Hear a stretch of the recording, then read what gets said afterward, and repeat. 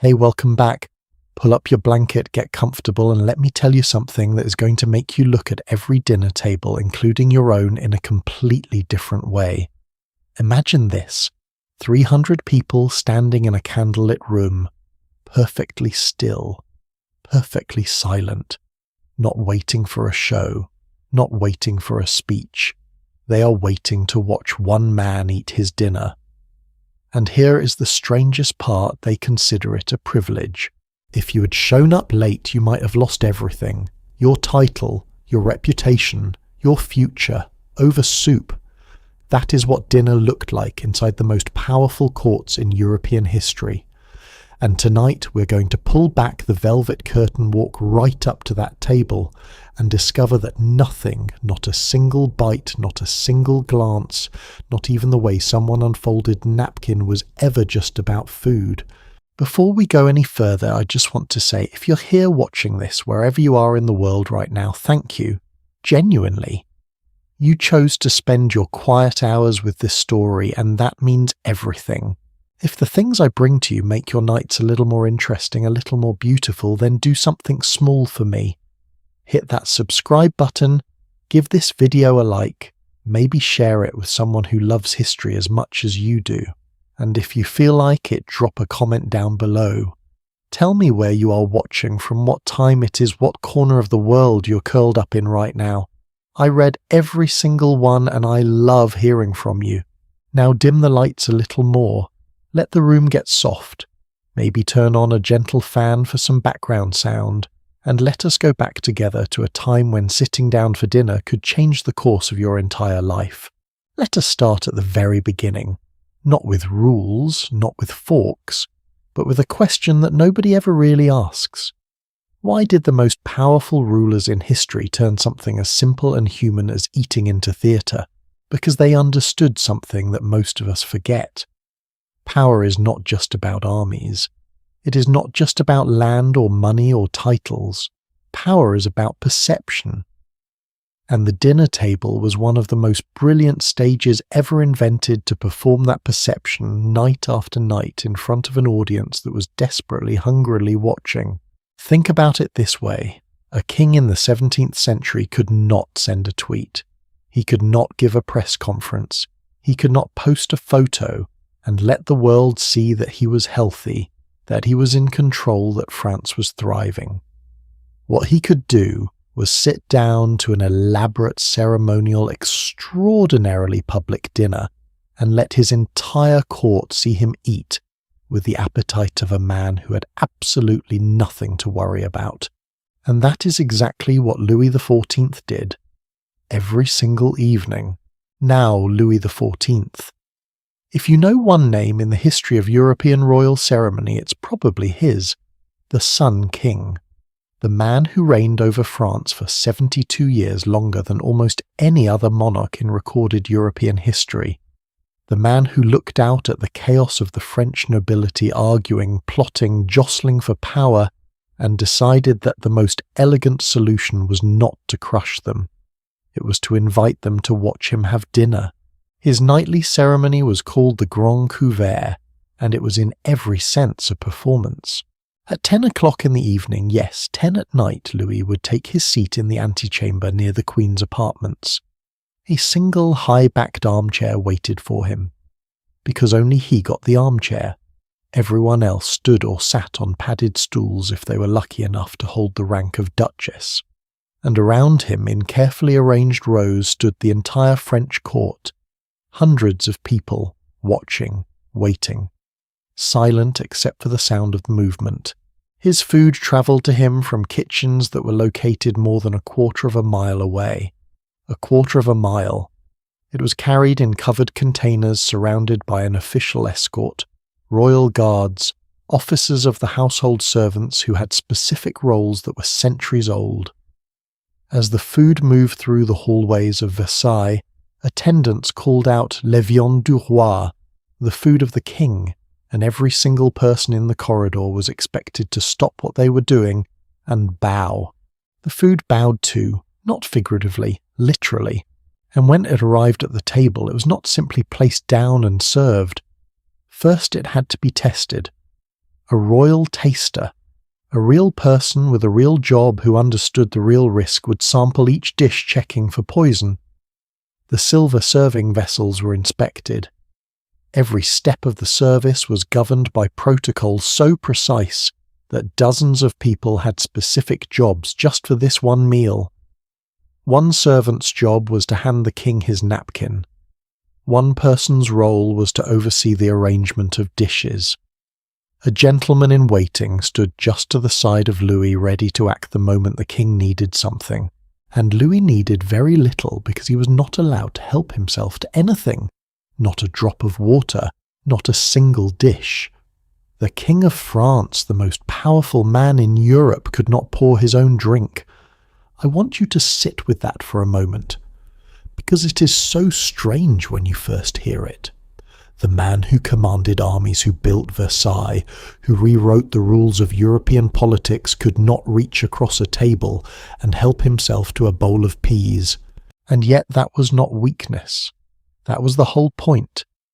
Every act of service around him was a public declaration this man is so important that other people exist to take care of his most basic needs. His helplessness at the table was choreographed to look like majesty. Now here is the part that makes my jaw drop every time I think about it. Princess Palatine Louis's sister-in-law, a woman who lived at Versailles and watched all of this up close, left written descriptions of Louis eating that historians have studied for centuries. She recorded that in a single sitting, Louis could consume 4 full plates of soup, a whole pheasant, a partridge, a large dish of salad, 2 thick slices of ham mutton with sauce and garlic, a plate of pastry, and then fruit and hard-boiled eggs. That is not dinner, that is a commitment. But there is something fascinating here. Princess Palatine observed all of this because she was permitted to observe it. The Grand Couvert was not a private event. It was open to the public. Any well-dressed person, nobleman, foreign visitor, curious merchant could walk in and watch the king eat. They were led through in an orderly line, one door in, another door out. They could not linger. They certainly could not stare directly at him. But they could be there in the same room, breathing the same air as the Sun King while he ate his 4th plate of soup. And people came. They came because it was spectacle. It was access. It was proof that France had a king who was alive, healthy, powerful, and eating very, very well. But here is where it gets genuinely interesting, because this was not just about Louis XIV. This was a system, a centuries-old, carefully constructed system that stretched across the courts of Europe from England to Spain to Austria, each with its own version of the same fundamental idea that the act of eating together, or rather eating in front of each other, was one of the most powerful social tools a ruling class had ever developed, in the English court going all the way back to the time of Henry VIII. Banquets at Hampton Court operated with a kind of silent choreography that even modern Hollywood has mostly gotten wrong. There is a common image of medieval royal banquets as wild, chaotic, bone-throwing affairs meet, flying through the air, dogs scrambling under tables, everybody shouting. And historians have had a wonderful time debunking that. One food historian said it plainly: the way banquets are portrayed in many films is, to use her exact word, ridiculous. They were, in her words, extremely civilized, with a very firm code of etiquette. Henry VIII's guests ate with knives and fingers. Forks had not yet arrived in England, but this was done with extraordinary delicacy. There were complicated rules about which foods could be touched by hand and which could not. The seating arrangement told you exactly where you stood in the universe of royal favour. The king sat at the head, elevated on a raised platform visible to everyone. The most honoured guests sat closest, and a very special servant known as the carver had the singular honour and responsibility of cutting the king's meat at the top table. Guests had their meat cut in the kitchen and brought up to them, but the king's meat was carved in his presence in full view as a kind of ceremony within a ceremony, And if you think that sounds elaborate, wait until you hear about the Spanish Habsburg court, where dining etiquette became so intricate, so layered with symbolic meaning, that scholars have written entire academic papers just trying to map out who was allowed to bring what dish into what room, in what order, on what kind of occasion. The Habsburgs inherited a system, much of it built in the Burgundian tradition, where the act of serving the monarch was not a job. It was an honour. A high-ranking nobleman might spend his evening carrying a silver basin, so the king could wash his hands before eating, and he would have considered this moment one of the proudest of his entire life. Because closeness to the monarch was currency, proximity was power, and the dinner table was where that proximity was negotiated, performed, and publicly recorded every single night. What I find so quietly extraordinary about all of this is how invisible the real game was. A foreign diplomat visiting Versailles or Madrid or London for the first time might have looked at the dinner table and seen elegance, luxury, good food, beautiful silver impeccably dressed people, and he would have been right. It was all of these things, but underneath the beauty, every single element of that meal was doing something else entirely. The seating arrangement was a living, breathing ranking system. The order of service was a declaration of hierarchy.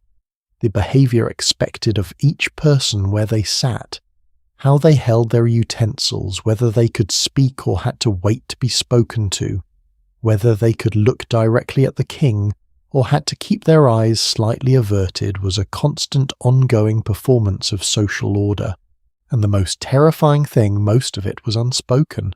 Nobody handed you a rule book when you arrived at Versailles.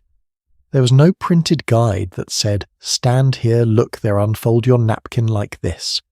You were simply expected to know, and if you did not know, you were marked immediately. A wrong gesture, a misplaced glance, a moment of reaching across the table for something you should have asked to be passed and the people around you would notice. Louis XIV himself was famous for this. If a courtier displeased him, he would not shout, he would not punish, he would simply not see them. His gaze would pass right over that person as he surveyed the room, and in the world of Versailles, not being seen by the king was, in the words of one court historian, tantamount to ceasing to exist. Ceasing to exist over a wrong look at dinner. So what was the dinner really about? Control. The most elegant, sophisticated, beautifully dressed form of control that human civilization has ever designed. Every rule, every ritual, every moment of ceremony at the royal table served the same ultimate purpose: to make the hierarchy feel natural, to make inequality feel inevitable, to take the raw, sometimes brutal reality of power, one person having almost everything, while hundreds of others scraped and competed for scraps of attention, and dress it up in silver and candlelight and the smell of good food until it felt not just acceptable but beautiful. And it worked. It worked for centuries. It shaped the way we eat today, the way we set a table, the way we wait for the host to sit before we begin, the way we signal that we are finished by placing our fork and knife a certain way on the plate. Most of us do these things without knowing why. We inherited them. We were trained into them. And the people who design those rules are long gone, but the rules remain quiet, invisible, patient, sitting right there at the table with us every single night. Now, in the parts that follow, we're going to go much deeper. We're going to look at the people who sat and the people who had to stand and what that difference really meant. We're going to follow the astonishing journey of a royal meal from the kitchens to the king's plate. We're going to meet the men whose entire career was built on tasting food that might kill them. We're going to decode the secret language of napkins, of silverware, of eye contact, and the one queen who quietly refused to play by any of the rules while an entire court held its breath and watched. Stay right here with me, because the most fascinating part of this story is not the food. It never was. It is the people sitting around that table desperately trying to be seen and terrified of being seen doing the wrong thing. Let us keep going. Somewhere between the moment you walked through those gilded doors and the moment you found your place at the table, your entire life had already been judged.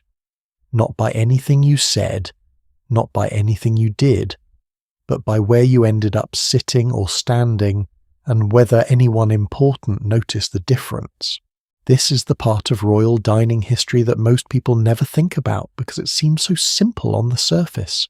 Seating, where people sit at dinner. Surely that cannot be the most fascinating chapter in a story about courts and kings and centuries of etiquette. But I want you to stay with me here. Because once you understand what a chair actually meant in these places, what it represented, what it cost to earn it, what it felt like to lose it, I think you will never walk into a room and look at the seating arrangement the same way again. Let us go back to Versailles. Not to the table itself this time, but to the room around it.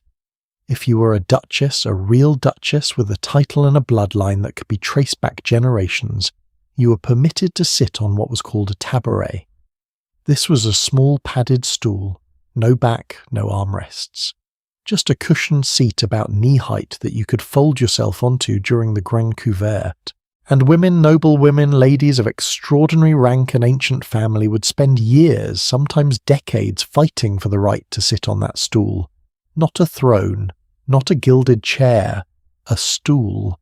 The historian and memoirist, the Duke of Saint-Simon, who lived at Versailles, and documented court life with extraordinary, sometimes devastating precision, described the scramble for the tableware as one of the defining social battles of his era. Women petitioned the king directly for the privilege. They cited their lineages. They called in favours. They wept when they were refused.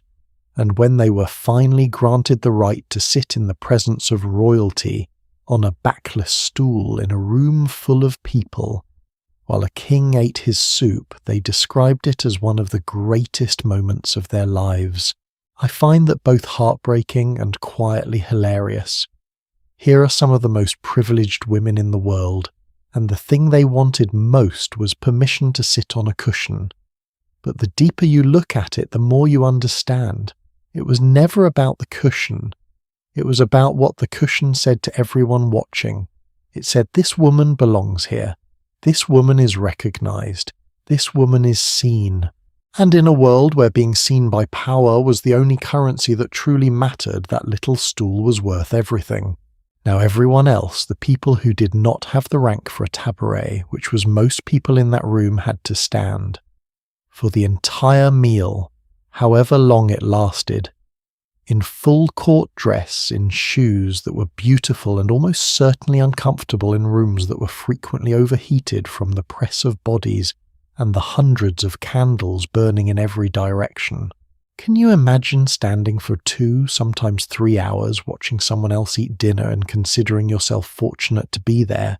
And yet they did, night after night. Because leaving early was unthinkable. Arriving late was a social wound you might never recover from. And the alternative, not being invited, not being present, not being in that room at all, was worse than any discomfort your feet could produce. This was the genius of what Louis XIV had constructed. He had created a system where simply being present at his dinner table was the prize, where endurance, physical, social, emotional, was the entrance fee to relevance, where the most powerful people in France willingly subjected themselves to hours of ceremonial standing simply so they could be counted among those who were there. The rules around seating were not invented casually. They were the result of centuries of accumulated tradition, each layer added by a different court, a different monarch, a different political necessity. In England, the system traced back to what historians call the order of precedence, a formal legally defined ranking of every title and office in the kingdom, from the monarch down through the nobility to the gentry. This was not a social custom. It was law, and nowhere was it more rigidly enforced than at the royal table. At the court of Charles II, The Stuart king who returned to the English throne in 1660 after years of exile dining arrangements reflected a very particular obsession with legitimacy. Charles had spent years in France at the very court where Louis XIV was developing his elaborate ceremonial machinery. He'd seen firsthand how ritual could project power, how the arrangement of bodies in a room could communicate a political message without a single word being spoken. When Charles returned to London, he brought those ideas with him. His royal table was organised with extraordinary care. The king sat at the head elevated slightly on a raised platform under a canopy, the canopy being a visual signal borrowed from medieval tradition that said simply, "This person is above you in every sense of the word." Only the most select guests were permitted to sit at the top table with him, a maximum of 6 by some accounts. 6 people out of an entire court could claim the right to sit in the direct presence of the king during a formal banquet. Everyone else sat elsewhere, at lower tables arranged in a hierarchy that descended from the top table outward, with rank determining position and position determining everything. What I find remarkable, and I think about this often, is how much emotional labour went into simply navigating one of these meals. Before you even sat down, you had to know things that were not written anywhere, that you were simply expected to have absorbed through years of watching, learning, making careful mental notes about who deferred to whom and why. You had to know which door to enter through, because in many royal palaces different entrances were reserved for different ranks. You had to know where to stand while you waited. You had to know whether to bow, and how deeply, and to whom, and in what order. You had to know without being told whether you were seated or standing tonight, and if seated exactly where, and whether that position was an improvement or a demotion from the last time you'd been invited, because your seat could move. That was the thing that made people so anxious. Your position at the royal table was not fixed. It reflected the current state of your relationship with power. A favour granted a favour, withheld a moment of displeasure from the right person, and your chair moved, or disappeared entirely. The historian Norbert Elias, who spent years studying court society and its mechanisms of social control, described this as a form of what he called the civilizing process, the way that courts gradually internalize social rules so deeply that people began to police themselves without needing anyone to remind them. You did not need a guard to make sure everyone stood in the right place. Everyone stood in the right place because they desperately wanted to stand in the right place. The external constraint had become internal need, and this brings me to something that I think is one of the most psychologically fascinating details in all of this history. Not the rules themselves, but what happened to people when the rules were slightly, almost imperceptibly adjusted. At Versailles, Louis XIV had a habit, and it was so subtle that many courtiers barely registered it consciously, even as it shaped their every move. When he entered a room, he would acknowledge people as he passed. A nod, a glance, sometimes a brief word. These acknowledgements were distributed like a currency that only he controlled. To receive one was to feel in that moment that you existed more fully than the people around you.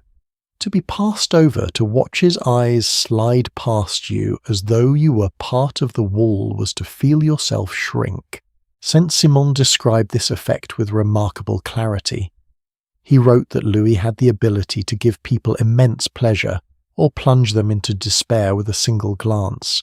Not a word, not an action, a glance. And the dinner table was where this power was exercised most visibly, most publicly, most consistently. Because everyone was watching. Not just watching the king, watching each other, cataloguing who was acknowledged and who was not, who was invited to stand closer, and who remained at the periphery, who was spoken to during the meal, and who left having exchanged not a single word with royalty. Now here is the question I want you to sit with for a moment, and I genuinely mean this as a real question, not a rhetorical one.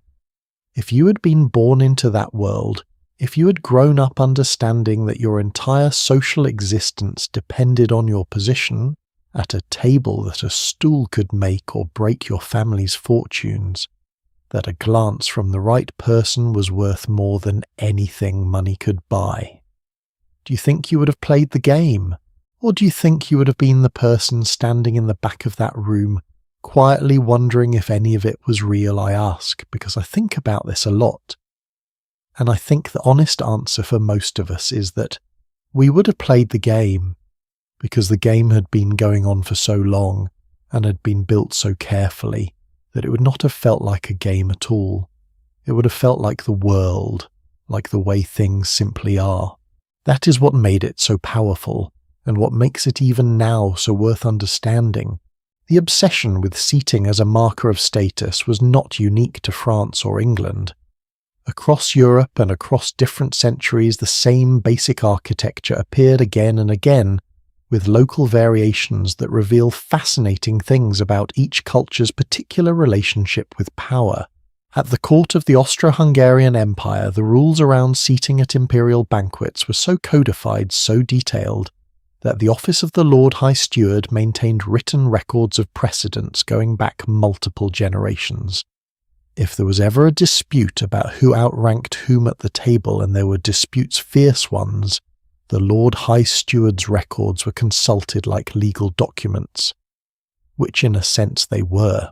The Ottoman imperial court in Constantinople operated on a completely different model, but with equally rigid consequences. At the great feasts held in the Topkapi Palace, the Sultan himself rarely dined with his guests in the early periods of the empire. He would eat in a separate room behind a screen or curtain, and the arrangement of those who remained at the visible table communicated their rank and favour just as clearly as any Western seating chart. Some historians have described the Ottoman approach as almost the inverse of the Versailles model. At Versailles, being near the king was the prize. At the Ottoman court, the mystery of the Sultan's absence was itself a form of power. But the most extraordinary example, the one that still makes me pause every time I return to it, comes not from a palace dining room, but from a historical account of a feast held during the reign of King Edward IV of England in the late 15th century. Edward was a king intensely concerned with the projection of royal magnificence. He understood with great shrewdness that a king who looked magnificent was more likely to be obeyed than one who did not. And so, his banquets were theatrical events of considerable scale governed by what were called courtesy books, actual written guides produced and distributed among the nobility that explained in careful detail how to behave at a royal feast. These books covered everything: how to enter a room, where to bow and to whom, how to stand while waiting for the king to be seated, how to handle the serving of food, which types of food were presented in which order, using which vessels by attendants of which rank, and crucially how to behave at the table itself, how to eat, how to drink, how to speak, and perhaps most importantly how to remain perfectly, gracefully, impressively silent when silence was required. One of Edward's chief servants of honour had the specific task of standing behind the king during the meal, ready to respond to any need. These servants were in some cases men of considerable rank themselves. The fact that they were standing and serving rather than sitting and eating was not a mark of low status. It was the opposite. Only someone trusted, respected, and personally close to the king could stand in that position. Proximity, as always, was the prize. There is a detail from the Victorian era that brings all of this crashing forward into something almost recognisable. Queen Victoria was famously, and by some accounts notoriously, a fast eater. She ate quickly, she cleared her plate, and when she was done, she was done. Court etiquette at her table held that when the Queen finished eating, the meal was over. Every plate was cleared.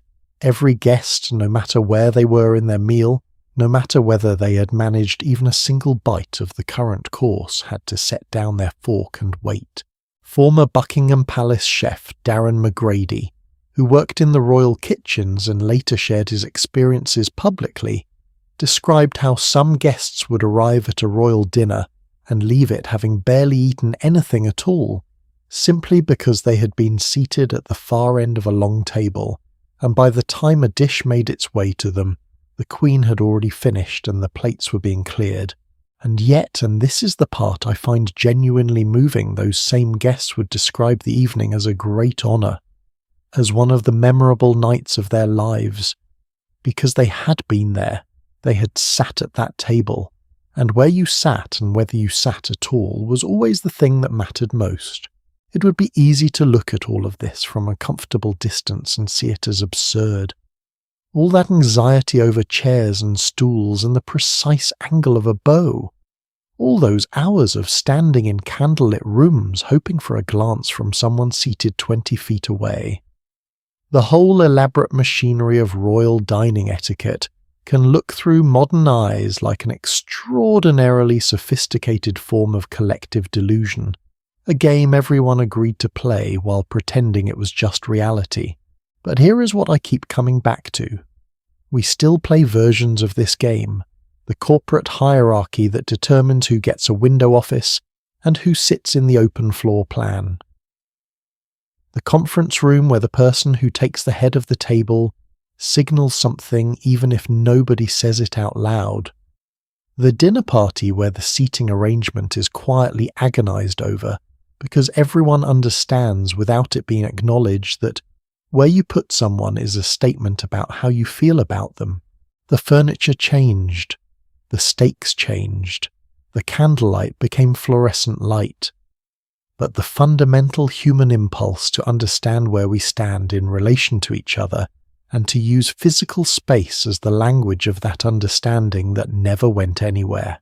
We've been talking about who got to sit and who had to stand and the extraordinary weight that a single chair could carry across 5 centuries of European court life.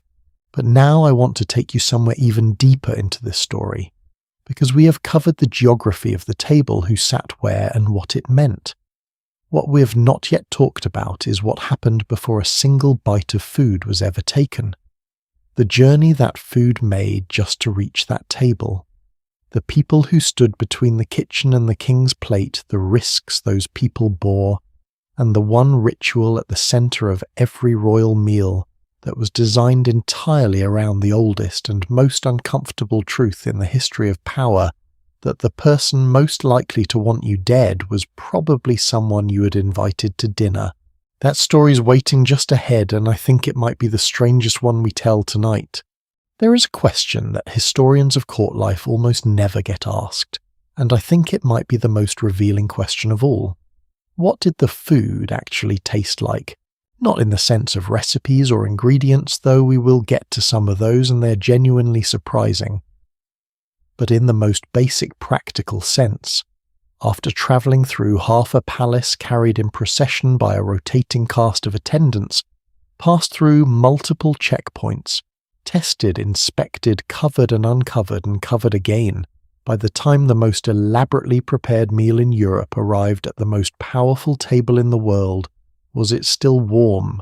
The answer more often than not was no.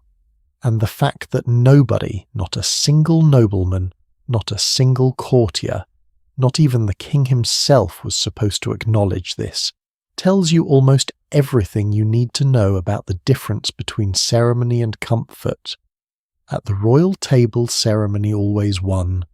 Comfort was not the point. It was never the point. The kitchens at the Palace of Versailles were located in a separate building connected to the main palace by a covered walkway. In the layout that existed during Louis XIV's reign, the principal kitchen was situated roughly a quarter of a mile from the royal apartments. That distance was not a design flaw.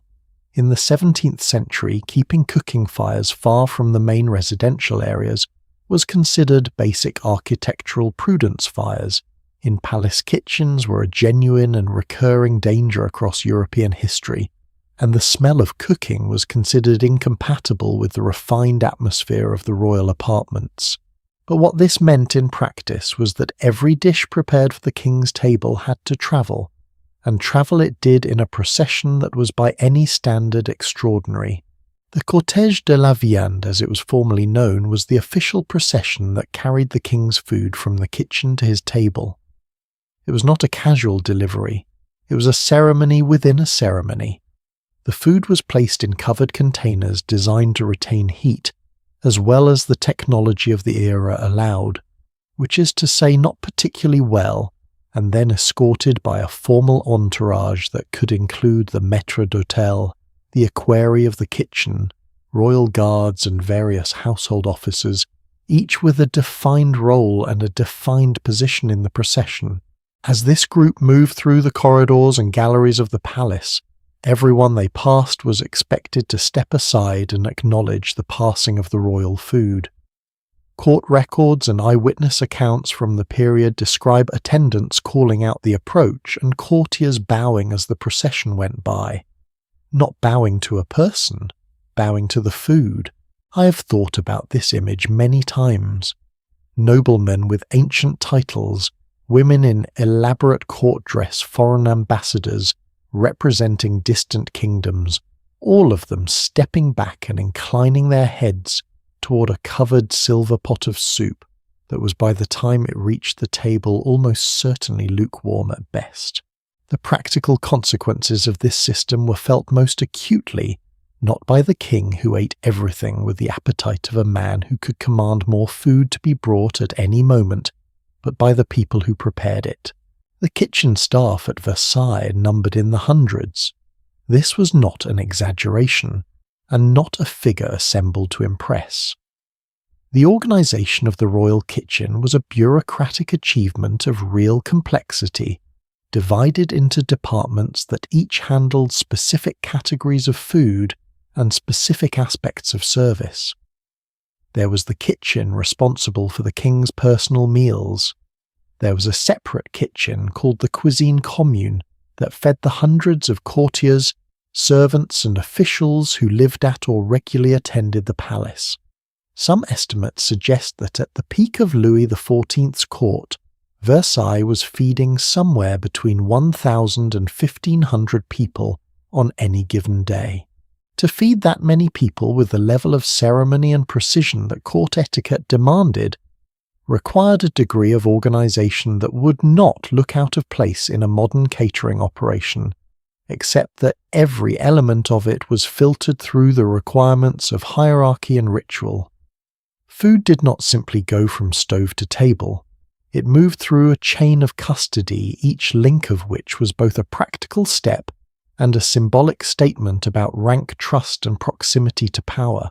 Here is something that I find genuinely wonderful about this history, and I want to share it, because it humanizes the whole enterprise in a way that all the ceremony and protocol can sometimes obscure. The cooks knew. The chefs and kitchen staff at Versailles, at Hampton Court, at the Escorial in Spain, they knew that by the time their most carefully constructed dishes reached the table, those dishes would have suffered. The sauces would have cooled and thickened.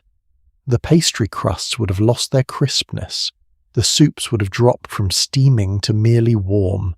And these were people who cared deeply about their craft, who had spent years, in many cases their entire professional lives, developing skills and recipes and techniques that were, by the standards of their era, genuinely brilliant.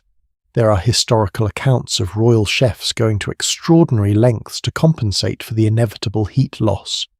Dishes were designed to be more forgiving of temperature preparations that retained their character and flavor, even when cooled slightly. Sauces were enriched with fats and reductions that stayed glossy rather than separating when they cooled.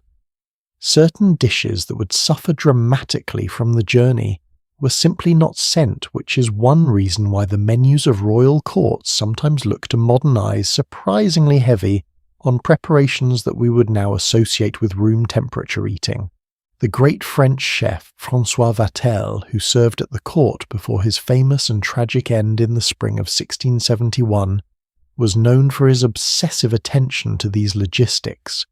He understood that cooking for royalty was only partly about cooking.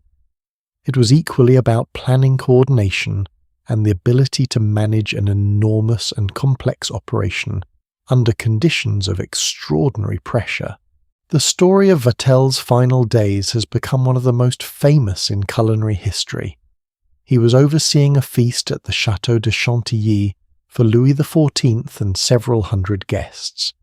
The logistics were immense, and when the delivery of fish failed to arrive in time, just the fish, one element of one course, Vatel, a man described by contemporaries as a person of extreme sensitivity and professional pride, could not bear what he saw as his failure. He took his own life early that morning. When the fish delivery arrived shortly after it turned out there had simply been a delay, I'm not telling this story as a dramatic flourish. I am telling it because it illustrates something real about what it meant to be responsible for feeding royalty. The stakes, psychological as much as professional, were genuinely extreme. A failed dish was not just a failed dish. In a world where the king's table was a theatre of power, a disruption to that performance, any disruption reflected on everyone involved. The question of what was actually served at these meals is one that food historians have spent considerable time reconstructing from menus, account books, and the extraordinary records kept by royal households. And the menus, when you read them, are startling, not because the food was necessarily unappetizing, much of it was by the description of contemporaries genuinely delicious, but because of the sheer quantity. Louis XIV's table, as described by Princess Palatine and corroborated by surviving household records, regularly offered dozens of dishes simultaneously arranged on the table according to a system called service à la Française, the French style of service. This meant that multiple dishes for each course were placed on the table at the same time, creating an effect that was visually extraordinary. A table covered edge to edge with food, arranged in careful geometric patterns, the vessels matching in pairs or sets to create a kind of edible architecture. At a major state dinner during Louis XIV's reign, a single course might include 6 to 8 different preparations arranged symmetrically across the table. Guests were not expected to eat everything. In many cases, they could not physically reach everything since the table was wide and the dishes were many. The arrangement was as much about display as about eating. The abundance was the message. France has so much that even its dinner table is an act of generosity. This is where it gets genuinely interesting from a historical perspective. The service à la Française system, for all its visual magnificence, had a fundamental practical problem. Because everything for a course was placed on the table at once, and because guests were expected to help themselves or ask for dishes to be passed, the people seated at the ends of the table, the lower-ranking guests placed furthest from the king, might spend an entire course eating whatever happened to be within arm's reach, while the dishes they actually wanted sat at the other end, cooling quietly surrounded by people of more exalted rank. The English court had its own version of this challenge, solved in its own particular way. At Hampton Court during the reign of Henry VIII, the kitchens were by their era an engineering achievement. They occupied a large portion of the palace complex with separate rooms, dedicated to different stages of preparation: the great kitchen for roasting, the pastry house for pies and sweet preparations, the confectionery for the elaborate sugar sculptures that were increasingly fashionable as the 16th century progressed. The organization of these spaces reflected the same hierarchical logic that governed everything else at court. Different kitchens served different ranks. The king's personal kitchen prepared food specifically for the royal table with higher quality ingredients and more careful preparation than the kitchens that fed the broader household. This was not merely about preference, it was about safety, keeping the chain of custody for royal food as short and as controlled as possible. The issue of safety brings us to something that was in the royal kitchens of the Tudor period a very real and very practical concern. The kitchens were not just places of cooking, they were places of potential vulnerability. Every person who had access to the food, from the person who sourced the ingredients to the person who carried the dish to the table, represented in theory a point at which something could go wrong. This awareness was baked into the organization of royal kitchens at every level in ways that shaped everything from the architectural layout to the staffing structure to the protocols around tasting and inspection. Which brings me to one of the most fascinating and least discussed figures in the history of royal dining, the person whose official title and official duty was to eat the king's food before the king did. In the courts of England, France, Spain, and across much of Europe, this role went by different names in different places and different eras. In France, the relevant official was sometimes described as the officier goûteur, the tasting officer. In England, similar functions were performed by designated members of the household, whose responsibilities included what contemporary documents describe with elegant understatement as assaying the food that is testing it. The assaying of royal food was a ritual with roots stretching back further than most people realize. By the time of the medieval English court, the ceremonial testing of the king's food and drink had been codified into a specific sequence of actions, performed at the table in front of witnesses using designated vessels and instruments that were themselves subject to careful protocols. The wine, for example, was poured into a small vessel called an assay cup, and a designated official would drink from it before any was offered to the king. The bread was broken and tasted. The meat was touched with a piece of bread crust, and that crust was eaten. Each of these actions was performed openly, deliberately, as part of the visible ceremony of the meal, so that everyone present could see that the food had been checked. But here is the thing that I find myself returning to whenever I think about this practice. The assaying ritual was, by the later medieval and early modern period, almost certainly more ceremonial than functional. The understanding of how certain substances could harm a person was real, but imperfect, and a taster who consumed a small amount of a contaminated dish might not show symptoms quickly enough to prevent the king from eating the same dish. The protective value of the tasting ritual was at best partial, and yet the ritual continued, because it was not only or even primarily about protection, it was about the performance of protection. It was about demonstrating visibly publicly in front of witnesses that the king's food was taken seriously, that there were people whose literal job was to put themselves between the king and any possible harm, that the machinery around the royal table was not merely decorative but functional, watchful, constantly alert. There is a detail from the court of Edward IV that I find particularly striking. Among his household servants was a figure called the sewer knot. Despite the unfortunate modern resonance of that word anything to do with drainage, the sewer was derived from an old French word meaning to sit or to set, and the sewer's role was to arrange and oversee the presentation of dishes at the royal table. This person was responsible for the physical arrangement of food, for ensuring that dishes were presented in the correct order and in the correct manner, and for supervising the serving of the king. But the sewer also had a role in the tasting process. Before a dish was placed in front of the king, the sewer would touch a piece of bread to the dish, a gesture that was simultaneously practical and symbolic, and eat the bread. This happened not in the kitchen, not in a back room, but at the table itself in full view of everyone present. What I find remarkable about this is the theatre of it.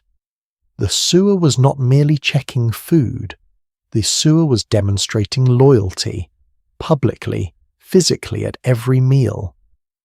The message being communicated was not just, "This food is safe," but, "There are people who would risk themselves for this king, and they do it openly, and they do it every single day."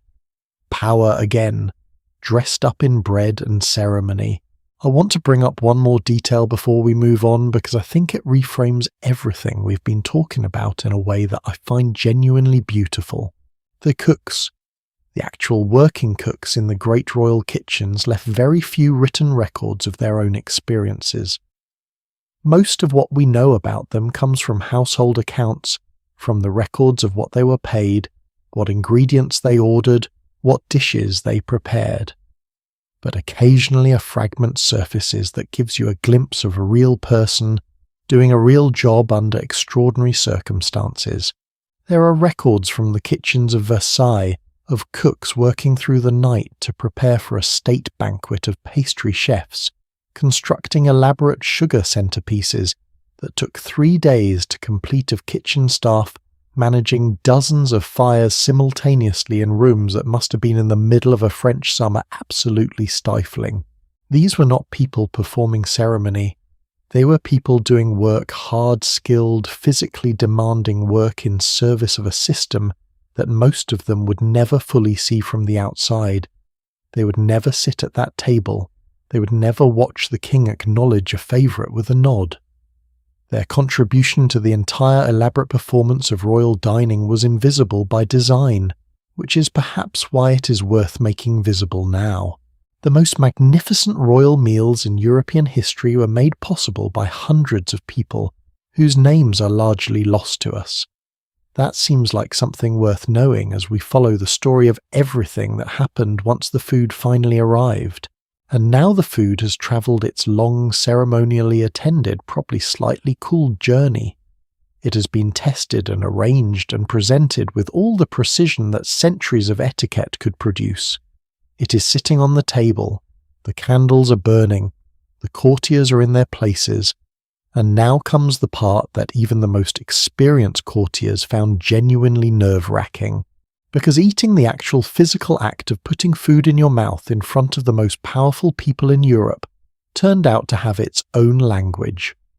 An entire silent vocabulary of gestures and signals and unspoken rules that could mark you as cultivated or provincial, as an insider or an outsider, as someone who belonged at this table or someone who was merely visiting. How you held your fork, how you used your knife, what you touched with your fingers and what you were never under any circumstances supposed to touch with your fingers at all. That is where we are going next. And I promise you, some of what you're about to hear will make you want to rethink everything you thought you knew about table manners. Pick up a fork right now. Go ahead, if there is one nearby, actually pick it up. Hold it however feels natural to you, comfortable, yours. Now consider this somewhere in the history of European royal courts. There was a person, a real person, with a title and a family and a career and a future, who held their fork exactly the way you are holding yours right now, in front of the wrong people at the wrong table, and walked out of that dinner a slightly diminished version of themselves. Not because they had said anything offensive, not because they had knocked something over or arrived late, or committed any obvious social error, simply because of the angle of their wrist, the placement of their fingers, the precise, nearly invisible geometry of how they chose to hold a piece of silverware. That is the world we're stepping into now. And I want to warn you, it is stranger and more intricate than you might expect. But it is also, once you understand the logic underneath it, deeply and surprisingly human. The fork is a relatively late arrival to the European royal table, and its entry into court life was neither smooth nor universally welcomed. For most of the medieval period, eating at even the grandest tables involved a combination of knife, spoon and fingers, and the fingers were the primary instrument for a wider range of foods than most modern people would feel comfortable imagining. This was not considered barbaric. It was simply the technology of the time applied with considerable sophistication. There were strict rules about which fingers could touch food, how food should be lifted, how to eat from a shared dish without contaminating it for others. Medieval courtesy manuals, the same books we briefly encountered in the context of Edward IV's court, devoted pages to the etiquette of eating with the hands, because eating with the hands was not the absence of etiquette. It was a skill practiced carefully, performed gracefully, and observed critically by everyone around you. The fork began appearing on Italian tables in the 11th and 12th centuries, though its use remained limited and somewhat controversial. When Catherine de' Medici, the Florentine noblewoman who married the French King Henry II in the 16th century, brought Italian table customs to the French court, she's often credited with introducing or popularizing the fork in France, though historians debate the degree to which this story has been simplified over time. What is clear is that the fork's adoption across European courts was gradual, uneven, and in some cases actively resisted.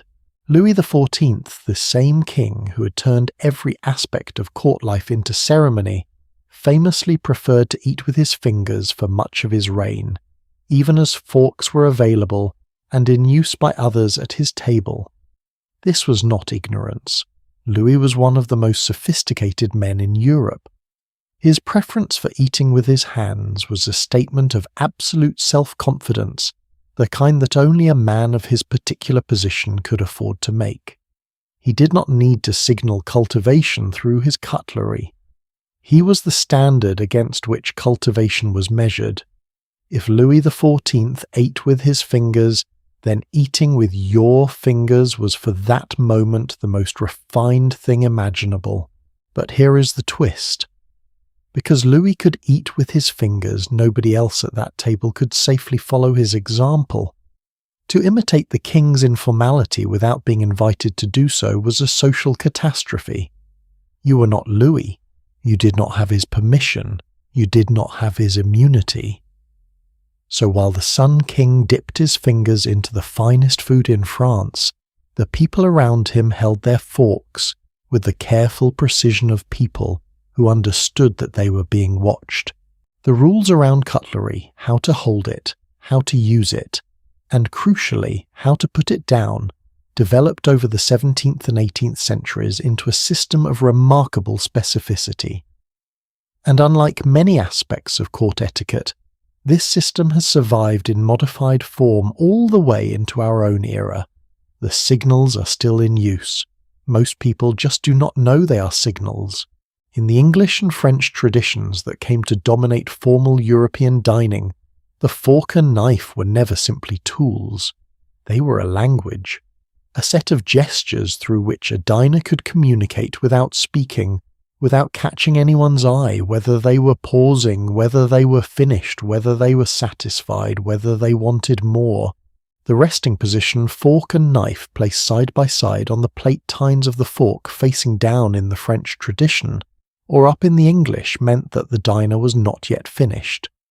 The finishing position utensils placed together handles toward the lower right of the plate, roughly at the 4 o'clock position, meant that the meal for that person was complete. A server looking at your plate from across a room could read your intentions without a word being exchanged. This mattered enormously at the royal table, where verbal communication was tightly controlled and where drawing attention to yourself, especially in a potentially undignified way, like flagging down a servant, was to be avoided at all costs. The silverware system allowed a person to navigate the entire meal, communicating only through gesture, which was considered both more refined and more practically useful in an environment where every spoken word was potentially overheard and evaluated.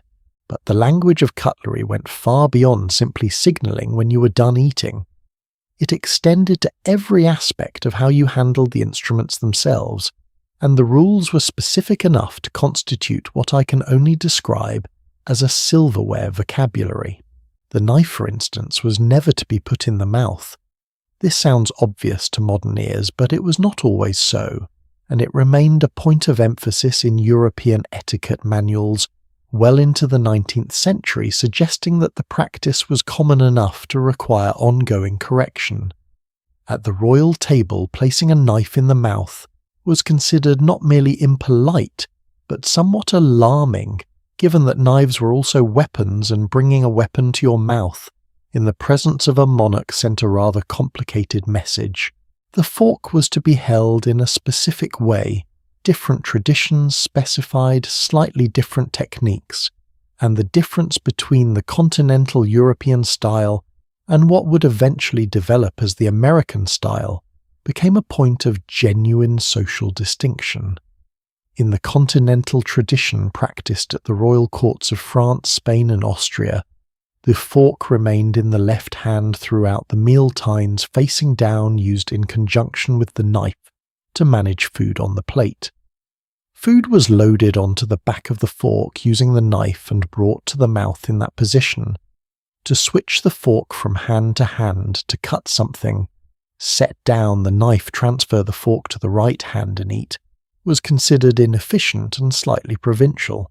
The American style, which developed differently and became standard in the United States over the 18th and 19th centuries, involves exactly this switching motion. There is a practical elegance to it, and it was not considered wrong on American tables. But at a European royal table it would have marked you quietly but unmistakably as someone who had not grown up with these particular rules. Not necessarily someone to be scorned, but someone to be noticed. And being noticed for the wrong reason at the royal table was always a small step in the wrong direction. Can I ask you something personal for a moment, because I genuinely want to know, when you sit down to dinner, your regular everyday dinner at home with people you love, do you think about any of this? Do you notice where your knife is pointing or what position your fork is in when you set it down? Do you find yourself unconsciously following rules you were taught so long ago that you've forgotten where they came from? I ask because I think most of us carry more of this history in our bodies than we realize. The way we hold a glass, the way we set down a spoon, the reflex to keep elbows off the table, which has its own historical origin, by the way rooted in a time when dining tables were crowded, and an elbow in your neighbour's ribs was both rude and genuinely inconvenient. These physical habits were taught to us by people who were taught by people, who were taught by people, who may at some point in the chain have been taught because the alternative was a visible and damaging social failure. We are, whether we know it or not, still eating at a table shaped by the royal courts of 500 years ago. The question of fingers when they could be used, and for what deserves its own extended consideration, because the rules were both more permissive and more specific than most people assume. Even at the height of formal European court dining, there were foods that were expected to be eaten with the fingers. Not because the rules were being relaxed, but because eating certain things any other way was considered impractical, or in some cases actively wrong. Certain fruits, certain small pastries, certain types of bread, these were finger foods by tradition and by expectation, even at the most formal tables. What mattered was not whether you used your fingers, but which fingers you used and how. The rule consistently articulated across multiple European etiquette traditions was that only 3 fingers should be employed in eating: the thumb, the index finger, and the middle finger. To eat with all 5 fingers splayed was considered vulgar. To use only 2 fingers was considered affected and strange. 3 fingers was the mark of a person who knew. This 3-finger rule appears in etiquette texts going back to the 15th century, and continues to surface in guidance for formal occasions well into the 19th. It is specific enough to make me wonder every time I read it, how many people spent time practicing it, sitting quietly in their rooms, picking up pieces of bread with 3 fingers, putting them down, picking them up again, trying to make it look natural, because that is what etiquette at this level required.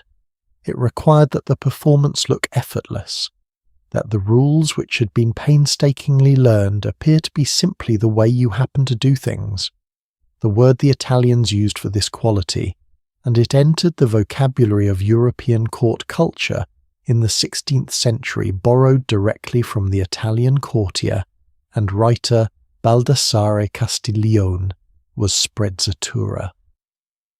The art of making difficult things look easy. The practice-polished illusion of carelessness. At the royal table, sprezzatura was not a nice-to-have, It was the whole game. There is a particular moment in the history of English court etiquette that I want to linger on because it illustrates the sprezzatura principle in a way that I find almost poetic in its absurdity. During the reign of Queen Victoria, the rules around table manners were, if anything, more elaborate than they had been in previous centuries, partly because the Victorian era was a period of intense social anxiety, of rapid social mobility and class mixing, that made people extremely conscious of the signals they were sending through their behaviour. The etiquette manuals published during Victoria's reign are extraordinary documents, meticulous, sometimes breathtakingly specific, and written with the barely concealed urgency of people who understood that the rules were the only thing standing between civilization and chaos. One of the details that appears repeatedly in Victorian-era guidance for formal dining is the question of how to eat asparagus. Asparagus was in this period considered a finger food to be picked up by the stalk and eaten from the tip downward. This was the established practice, and yet the asparagus presented a social challenge, because the point at which the stalk became fibrous and difficult to chew was not a fixed point. Different spears varied, and eating too much of a stalk chewing past the point where it was tender was considered both unpleasant to observe and mildly unseemly. The solution, as articulated in several Victorian etiquette guides, was to eat the tender portion and set the remainder down without any visible sign of decision-making. No grimace, no deliberation, no obvious moment of judgment. Simply the asparagus was there and then it was not, and your expression had not changed and nothing had happened. Sprezzatura applied to asparagus. The fact that people were writing this down and that other people were reading it tells you everything about the level of attention that went into navigating a formal table in this era. The role of the knife in royal dining etiquette deserves particular attention because it carries a history that most people are completely unaware of, and once you know it, it changes the way you look at your table setting. For most of the medieval period, dining knives were personal items. Guests brought their own. This was standard practice across Europe because knives were everyday tools, and carrying one was as unremarkable as carrying a set of keys today. You brought your knife to the table as a matter of course, used it to eat, and took it home with you when you left. This began to change in the 16th and 17th centuries, as the provision of table implements by the host became a mark of hospitality, and in royal settings a further expression of the host's magnificent abundance. By the time Louis XIV's court had codified its elaborate dining protocols, the provision of silverware to guests at formal meals was standard practice at the highest levels of European society. But the knife carried with it a shadow of its earlier identity. It was after all a weapon, a blade at the dinner table, and this awareness shaped the etiquette around knives in ways that persisted for centuries. The requirement that knife blades be rounded rather than pointed, a change that became increasingly standard in formal European silverware through the 17th century, is sometimes attributed in popular history to Cardinal Richelieu, who is said to have been so irritated by dinner guests picking their teeth with pointed knife tips that he ordered the blades on his table knives rounded. Whether or not this specific story is accurate in all its details, it points to a real shift in how knives at the table were understood as instruments that needed to be in some sense domesticated, made safe, made clearly visibly non-threatening, because you were after all sitting at the table with the king, and the king's silverware specialist had thought very carefully about what should and should not be sharp in his presence. One of the details that I find most revealing about the psychology of royal table manners is the rule around sounds. Not conversation, we'll get to the elaborate protocols around speaking and not speaking in due course. I mean the physical sounds produced by eating, the clatter of cutlery against a plate, the sound of chewing, the noise of drinking. These were subjects of genuine and detailed guidance in the etiquette traditions of European courts, and the consensus was unambiguous silence or as close to it as was humanly achievable, was the ideal. The Dutch philosopher and scholar Desiderius Erasmus, writing in the 16th century, produced one of the most influential etiquette manuals in European history, a short work addressed to a young nobleman that covered, among other things, the correct behaviour at table. Erasmus was specific about sounds. He advised against eating in a way that produced audible noise, against drinking with the kind of enthusiasm that resulted in any sound at all, and against the particularly egregious error of scraping utensils against the plate. This last point, no scraping, no squeaking, no metal on ceramic noise, appears so consistently in the etiquette traditions of the following 2 centuries that it clearly reflected a genuine and widely shared concern. At the royal table, this rule was particularly loaded with meaning. To produce an ugly sound at dinner was to draw attention to the physical animal reality of eating, and the entire project of royal dining etiquette was at some level a project of transcendence, of making the biological necessity of eating look like something more elevated, something ceremonial, something that happened above and beyond the ordinary human need for food. The fork that did not scrape the glass that was set down without a sound, the bread that was broken without crumbling, these were all small acts of transformation, turning eating into art, turning necessity into performance. There is something I want to say here that goes slightly against the grain of how this kind of history is usually told, because it is easy, and I think a little lazy, to look at all of these rules and conclude that they were simply about snobbery, about finding new ways to embarrass outsiders and keep insiders comfortable. And there is certainly truth in that reading. The rules did function as a social filter. They did separate those who knew from those who did not. But there was something else going on as well, something that I think gets overlooked when we focus only on the exclusionary function of etiquette. For the people who had mastered these rules, who had grown up with them, who performed them unconsciously and correctly, the rules were also a kind of freedom. Within the structure of the royal table, a person who knew exactly what to do and how to do it could be completely at ease. They did not have to think. They did not have to worry. Every gesture was second nature, every signal was automatic, and the mental space that might otherwise have been occupied by anxiety about behaviour was free to be used for the actual work of being at the table, the conversation, the observation, the careful management of relationships. The rules at this level were not chains, they were a floor, and standing on a solid floor you can do almost anything.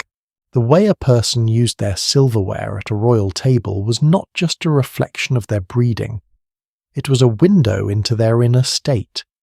A person who was nervous, truly nervous, in the way that only the proximity of power can make you nervous, might grip their fork too tightly, or set it down too quickly, or allow their knife to make a sound against the plate that in a quieter moment would carry across the table.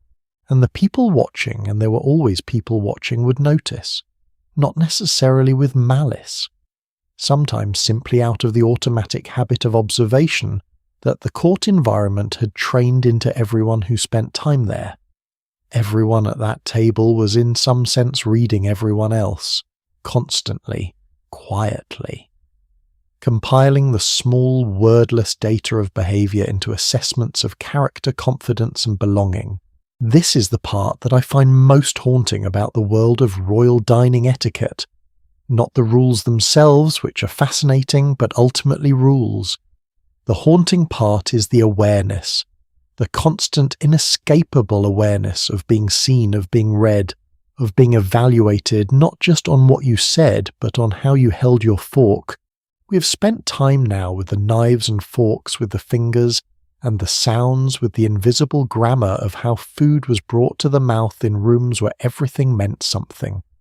But there is one more layer to this particular part of the story, and it is the layer that connects everything we have been discussing to something even more intimate, even more carefully controlled than the silverware.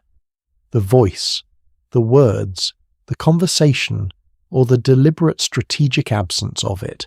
At the royal table, what you said was as precisely calibrated as how you ate.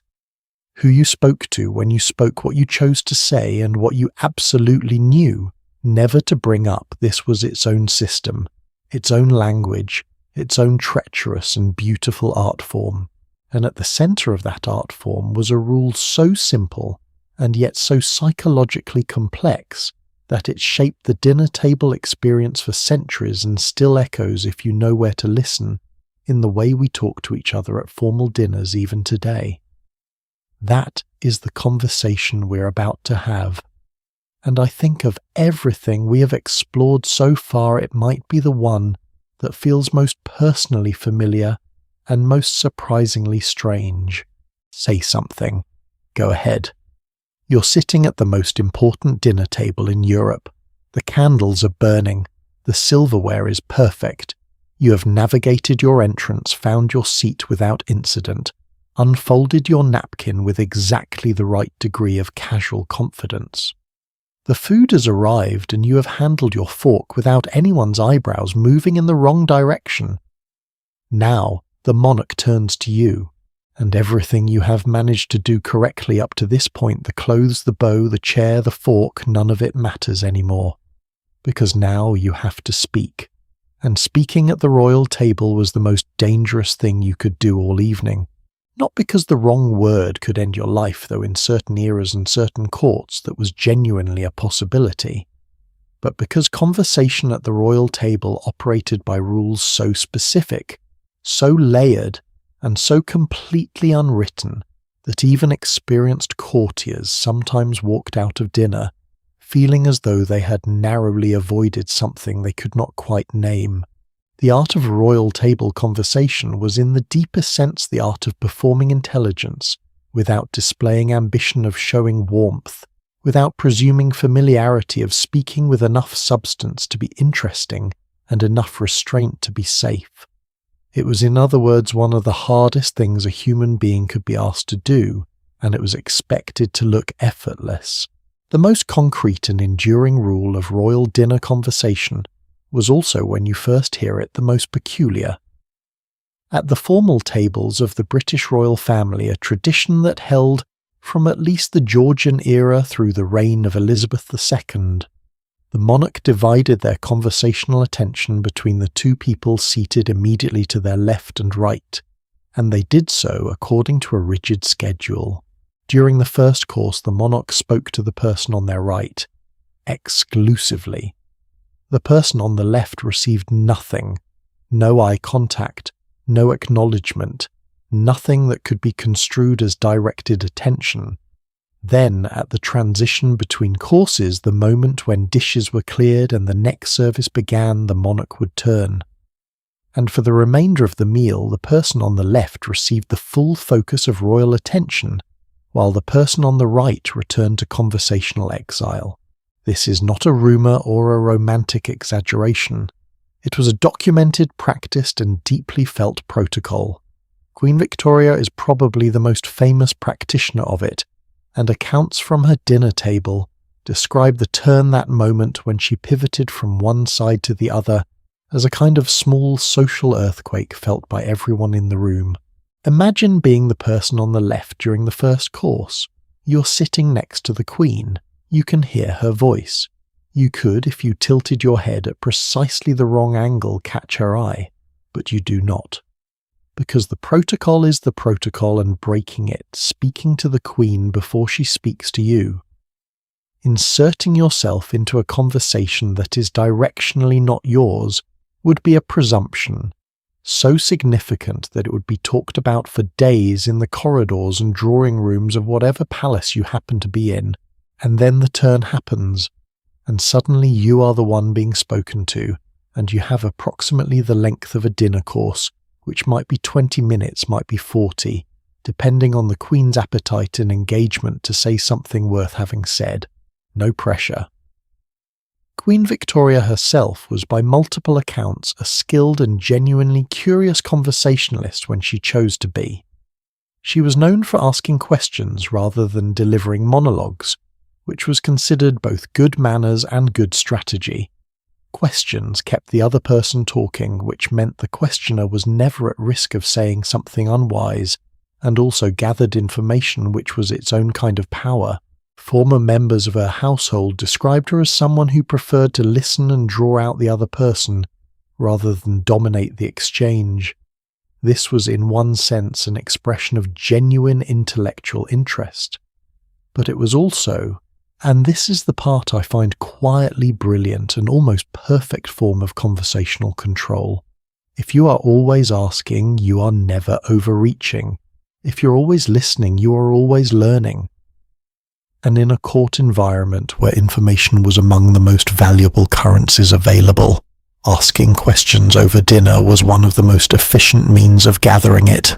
The guests who fared best at her table were those who could answer interestingly without going on too long, who could follow a topic wherever she led it, without trying to redirect it towards something they preferred, and who could read with precision the moment when her interest had shifted so they could gracefully conclude whatever they were saying, before they became an obstacle rather than a pleasure.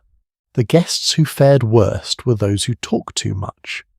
The ones who, released from the anxiety of waiting to be addressed, flooded the opportunity with everything they had been saving up.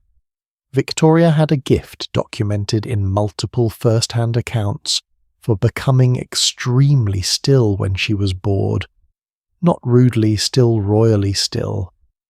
A quality of attention that withdrew so smoothly that the person speaking sometimes did not notice it had happened until they realized they'd been talking for quite some time about something that no longer had an audience. But Victoria was operating within a tradition of royal dinner conversation that stretched back centuries and carried with it a set of prohibitions that were in some cases as important as any positive guidance about how to speak. There were things you simply did not bring up. Not because anyone had told you so, remember so much of this was unspoken, but because the ambient understanding of court life made certain topics feel as obviously dangerous as touching a hot stove. You did not bring up the king's or queen's health in any context that could be read as concern, because concern about royal health implied awareness of royal mortality, which implied thoughts about succession, which sat far too close to the kind of political speculation that could reframe an innocent dinner guest as something more troubling. You did not bring up the private lives or relationships of other courtiers unless you had been invited to, because gossip at the royal table reflected poorly on the gossiper rather than the gossiped about. You did not express opinions about the monarch's policies, their decisions, or their family unless you were absolutely certain through years of careful observation that you knew exactly how your opinion would land. And you did not, under almost any circumstances, tell a joke. The no-joke rule deserves its own moment because it is both funnier and more sobering than it might initially sound. Queen Victoria's famous response, "We are not amused," has become one of the most quoted lines in British royal history, and it is almost always told as a story about her legendary severity or her notoriously limited sense of humour. But the context matters enormously, and when you understand the context, it becomes something more interesting than a punchline about a humorless queen. The episode, as documented by those who recorded Victorian court life, occurred during a dinner when one of the gentlemen present a member of the household, not an outside guest, told a slightly risque story in an attempt to entertain the table. The story was apparently not offensive in the dramatic sense. It was merely the kind of thing that might have been perfectly at home in certain other settings, but it was told at the royal table to the Queen without invitation, and without the kind of established familiarity that might have made such a liberty forgivable. Victoria's response was not angry. It was something colder and more effective than anger. It was the withdrawal of approval, the same mechanism that Louis XIV had perfected the gaze that passed over you and left you slightly less substantial than you had been before. And the words themselves, "We're not amused," are fascinating for their use of the royal we. Not I, not Victoria personally. We, the institution, the monarchy, the accumulated weight of royal protocol expressed through a single quiet sentence. The story circulated. Of course it did. That was also the point in a way, or at least it was the inevitable consequence. And after that, people at her table were, if anything, even more careful about the kind of levity they attempted. Here is what I find genuinely thoughtful about all of this, rather than simply repressive. The prohibition on certain kinds of humour and certain kinds of spontaneity at the royal table was not arbitrary cruelty. It grew from a real and understandable concern about what the dinner table was for and what the monarch's presence meant. When a king or queen sat at the head of a formal table, they were not simply eating dinner. They were, whether they wished to be or not, performing a role. Everything that happened in that room reflected on them: the quality of the food, the behaviour of the guests, the topics of conversation, the general atmosphere. A monarch who laughed freely at an inappropriate story was a monarch who had in some small way endorsed that story, who had created a moment of undignified levity at what was supposed to be a demonstration of civilization and order. This is not a world most of us inhabit, but it is a world that made a particular kind of psychological sense and understanding that sense makes the rules feel less arbitrary. They were not trying to make dinner miserable. They were trying to make dinner mean something. And meaning at that level of social complexity required control. The Spanish Habsburg court offers one of the most extreme examples of conversational control at the royal table, and it is worth pausing on because it operated on principles quite different from the French or English models. At the court of Philip II of Spain, who reigned in the second half of the 16th century, and was by contemporary accounts a man of almost legendary personal reserve, dinner conversation was governed not just by custom, but by temperament. Philip was not a gregarious king. He did not enjoy the kind of flowing, witty, salon-style conversation that Louis XIV would later make fashionable at Versailles. He ate largely in silence, and his guests ate in silence around him, and this was not considered strange or sad. It was considered appropriate. The Burgundian court tradition that the Spanish Habsburgs had inherited was in any case more formal than the French, more focused on ceremony, and less on the kind of social performance that required conversation to sparkle. Guests at Philip's table understood that their presence was the communication, that sitting in that room in silence, in correct dress, in correct posture, was itself a complete and sufficient act of participation. You did not need to say anything. You needed to be there, and to be there correctly, and to be seen being there correctly by everyone else who was also being seen. This is, when I think about it, a rather profound model of social interaction. The idea that shared presence without speech, without performance, without the anxiety of saying the right thing, is its own form of intimacy and respect. Philip II's dinner table was not a conversation. It was a meditation. A very formal, very expensive, very politically significant meditation, but a meditation nonetheless. The contrast between the Spanish silence and the French eloquence represents two poles of a spectrum that every European court navigated in its own way, and that navigation was itself an expression of national character and political philosophy. At Versailles, under Louis XIV, conversation was expected, cultivated, and performed with a degree of polish that required years of practice to achieve. The ability to speak well, to be witty without being offensive, erudite without being pedantic, charming without being sycophantic was considered one of the primary social skills of the court, and it was practiced with the same dedication that musicians practice their instruments. The memoirs and letters of the period are full of descriptions of brilliant conversationalists, people who could hold a table's attention, who could navigate the tricky waters of royal proximity without either fawning obsequiously or overstepping into presumption, who could make the king smile without making him feel mocked, who could discuss philosophy or history or the latest gossip from Paris in a way that educated without lecturing and amused without trivializing. These people were admired. They were sought after as dinner companions. In a court that ran on social currency, the ability to be genuinely good company was worth almost as much as a family title or a royal appointment. But they were also watched, because the line between being delightfully entertaining and being presumptuously attention-seeking was a line that moved depending on the king's mood, the composition of the table, the topics in the air, and approximately 100 other variables that no one could fully predict. The best conversationalists at Versailles were not just witty, they were perceptive. They read the room before they opened their mouths, and they continued reading it, constantly recalibrating throughout every exchange. Let me ask you something that I think about from time to time, and maybe you have too. Have you ever been in a conversation where you knew halfway through a sentence that you were saying the wrong thing? Not wrong in a factual sense, but wrong in some atmospheric situational sense that was entirely about the room you were in and the people listening.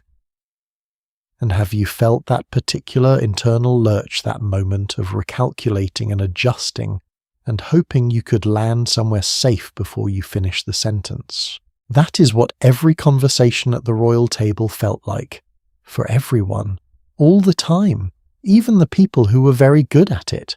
The difference between a skilled courtier and a nervous newcomer was not that one felt the anxiety and the other did not. It was that one had learned to continue speaking smoothly through the anxiety, to absorb the recalibration so completely into their delivery that none of the adjustment was visible. The voice stayed even. The pacing stayed measured. The sentence arrived exactly where it had been headed, even if the destination had changed 3 times during the journey. This is, I think, one of the genuinely transferable lessons of this world. Not the specific rules most of us are never going to need to know when to turn from the monarch's right to their left during a state dinner, but the underlying skill of speaking carefully in high-stakes situations, of listening more than you talk, of understanding that the room you are in shapes what can be said there, and adjusting accordingly without losing your voice entirely. That skill is still worth having. It always was. One of the most fascinating figures in the history of a royal table conversation is someone who is often overlooked in favour of the more dramatic personalities of the court, someone whose gift was not brilliance or wit, but something quieter and ultimately more durable. During the long reign of Louis XIV, there was a woman at court named Françoise d'Aubigné, who became known to history as Madame de Maintenon. She began her life in poverty, spent years as a governess, and rose by a series of remarkable circumstances to become the morganatic wife of the Sun King in the later years of his reign, a marriage conducted in private, never publicly acknowledged, but understood by everyone at Versailles who mattered. What made Madame de Maintenon extraordinary at the royal table was precisely what made her unusual everywhere else at court. She did not compete. She did not perform. She did not try to be brilliant or witty or impressive. She listened. She asked questions. She remembered what people had told her and referred back to it in ways that made them feel genuinely seen. And she was, by the accounts of those who knew her, one of the very few people in Louis XIV's life who made him feel like a person rather than an institution. The king, who ate in front of audiences of hundreds and had been performing the role of absolute monarch since childhood, apparently found in her company something he could not manufacture elsewhere: the experience of being genuinely known, not observed, not evaluated, known. That she achieved this in part through the specific art of conversation, through listening and remembering and asking the right questions at the right moments, is, I think, a remarkable testimony to what skilled talk can accomplish. Even at a table where talk was the most dangerous thing you could do, the prohibition against certain topics extended beyond the merely personal or political. At many formal royal tables, the discussion of food itself, the meal currently being eaten, its quality, its preparation, its ingredients was considered in questionable taste. This seems almost paradoxical given that the meal was the occasion, but the logic was consistent with everything else we have explored. To comment on the food was to draw attention to the act of eating, and drawing attention to the act of eating was to make visible the physical necessity that all of this ceremony was designed to elevate above the merely animal. A guest who said, "This sauce is extraordinary," was in a subtle but real way undermining the fiction that this was not really about food at all, that it was about power and ceremony and the performance of civilization at its most refined. Better to say nothing about the food. Better to receive it as if magnificent food were simply the natural environment in which such people spent their evenings, because for the people at the top of the table that was more or less true. The rules around conversation at the royal table, like so many of the rules we have explored, did not stay confined within the palace walls. They migrated outward through the ranks of the aristocracy, through the aspirational middle classes of the 18th and 19th centuries, through the etiquette manuals and finishing schools, and advice columns that carried the essence of court behaviour into ordinary life. The idea that good conversation means listening more than you speak, that you do not tell jokes that rely on the discomfort of others, that you steer away from topics that might create conflict or embarrassment. These are lessons that most of us absorbed somewhere along the way from parents or teachers, or simply from the accumulated cultural air of societies shaped by centuries of these ideas. We did not learn them from Versailles directly, but Versailles learned them from somewhere and refined them and sent them out into the world, dressed up as civilization, and civilization carried them forward, and here we are, still trying to say the right thing at dinner, still feeling that particular lurch when we realize we are halfway through a sentence that is going somewhere it should not go.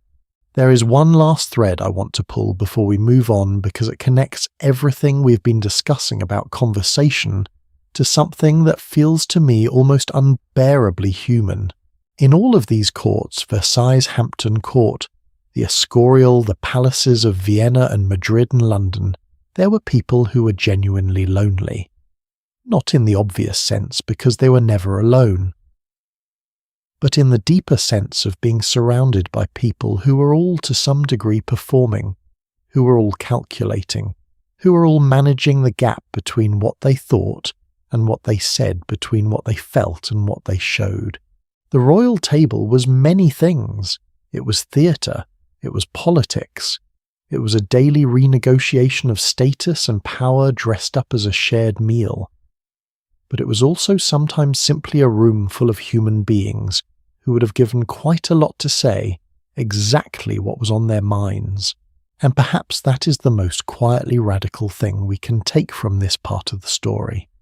The freedom to say what you actually think to the people you're actually eating with, without calculating the political weight of every word. That is a freedom so ordinary that most of us never notice we have it, and so extraordinary by the standards of the world we've been exploring that it would have been almost unimaginable to most of the people who ever sat around those magnificent, terrifying, beautiful royal tables. We have moved through the seating, through the kitchens, through the silverware, through the conversation. We have looked at who could sit and what they could say, and how carefully they had to hold themselves at every moment. But there is still something we have not talked about. Something that sat right at the centre of every meal, literally physically on the table, that was doing its own kind of quiet, extraordinary work. The napkin. I know how that sounds. A napkin. What could possibly be remarkable about a napkin? Let me tell you. Because the history of the napkin at the royal table is in its own strange and specific way one of the most telling stories in this entire collection. It is the story of how a piece of cloth became a political document, how something you fold and unfold and place on your lap became one of the most precise social signals in the repertoire of court life, and how the rules around it were so specific, so genuinely, almost comically specific, that reading them now feels less like history and more like discovering that a civilization built an entire legal system around linen. Stay with me, because this one is worth it. Let us talk about a piece of cloth, specifically a rectangle of white linen roughly the size of a small pillowcase, that was folded with extraordinary care by a servant who had practiced this fold for years, placed on a table set with gold and silver, and then, depending on who you were and what rank you held at that particular court, either handed to you by another person, or left for you to unfold yourself, or left entirely untouched for reasons that will, by the end of this part of the story, make a strange and perfect kind of sense. The napkin, the most underestimated object on the royal table. And I mean that seriously, not as a setup for a joke. Because the history of the napkin in European court life is genuinely surprisingly rich, and the rules that grew up around it are some of the most precise, some of the most socially loaded, and some of the most psychologically revealing in the entire archive of royal dining etiquette. When you understand what a napkin meant at a formal table in 17th century France, you will never put one on your lap again without thinking even for just a second about how much weight a piece of linen used to carry. To understand the napkin's importance, you first need to understand what the table looked like before napkins existed in any formal sense. And the answer, perhaps unsurprisingly given what we know about medieval dining, involves a great deal of creative improvisation. For much of the medieval period, the tablecloth itself served as the primary tool for cleaning hands and mouths during a meal. Guests would simply wipe their hands on the edge of the cloth, a practice so common that the tablecloths used at medieval banquets were often enormous, deliberately designed to overhang the table on all sides and provide accessible wiping surface for everyone seated. Some accounts describe tablecloths of considerable length draped over the table and extending nearly to the floor precisely to maximize the available fabric for a dining room full of people who were by necessity and custom eating with their hands. There were also shared cloths placed at intervals along the table length of fabric that multiple guests were expected to use collectively, wiping their hands and returning the cloth to its position for the next person. This was not considered unhygienic in any pointed way. It was simply the technology of the era, and within that technology there were always rules about how to use the shared cloth, which part of it to use, and how to leave it for the person who came after you. The individual napkin, a piece of fabric provided specifically to one person for their exclusive use during a single meal, emerged gradually through the 14th and 15th centuries first, at the tables of the very wealthy, and then spreading downward through the social hierarchy as both linen production and the culture of formal dining became more sophisticated. By the time we reached the 17th century and the fully developed court culture of Versailles, the napkin had become something almost unrecognizable from its origins as a shared wiping cloth. It was large, significantly larger than modern napkins, often measuring roughly a meter across in its unfolded state, made of fine white linen that was bleached, starched, and pressed to a standard of whiteness that was itself a statement of wealth. Maintaining white linen in the 17th century before industrial laundering existed was genuinely difficult and genuinely expensive. The pure white napkin on a formal table was a declaration this household has the resources to keep things clean, but the napkin at the French royal court was more than clean linen. It was the subject of an entire subculture of folding an art form that had developed over the previous century into something that contemporary observers described with the same language they used for sculpture or decorative architecture. Napkin folding, or what was called in French the art of the pliage de linge, reached its peak of elaboration in the 16th and 17th centuries. Trained servants, sometimes specialists employed specifically for this purpose, could fold a large linen napkin into representations of birds, ships, elaborate geometric forms, architectural shapes, and symbolic figures. A table set for a great banquet might feature dozens of these sculpted napkins, each one a small work of art placed at each seat, signalling to the arriving guest both the magnificence of the host and the care that had gone into preparing for their arrival. Bartolomeo Scapi, the great Italian chef who served at the papal court in Rome in the 16th century, and wrote one of the most comprehensive culinary manuals of his era, included detailed instructions for napkin folding in his work, treating it as an integral part of the art of table setting rather than a decorative afterthought.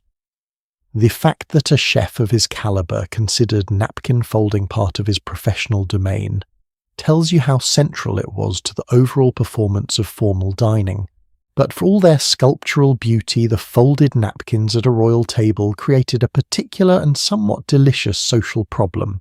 If the napkin had been folded into an elaborate swan, or a sailing ship, or a geometric rosette by a servant who had spent 20 minutes on the work, what were you supposed to do with it when you sat down, unfolding it?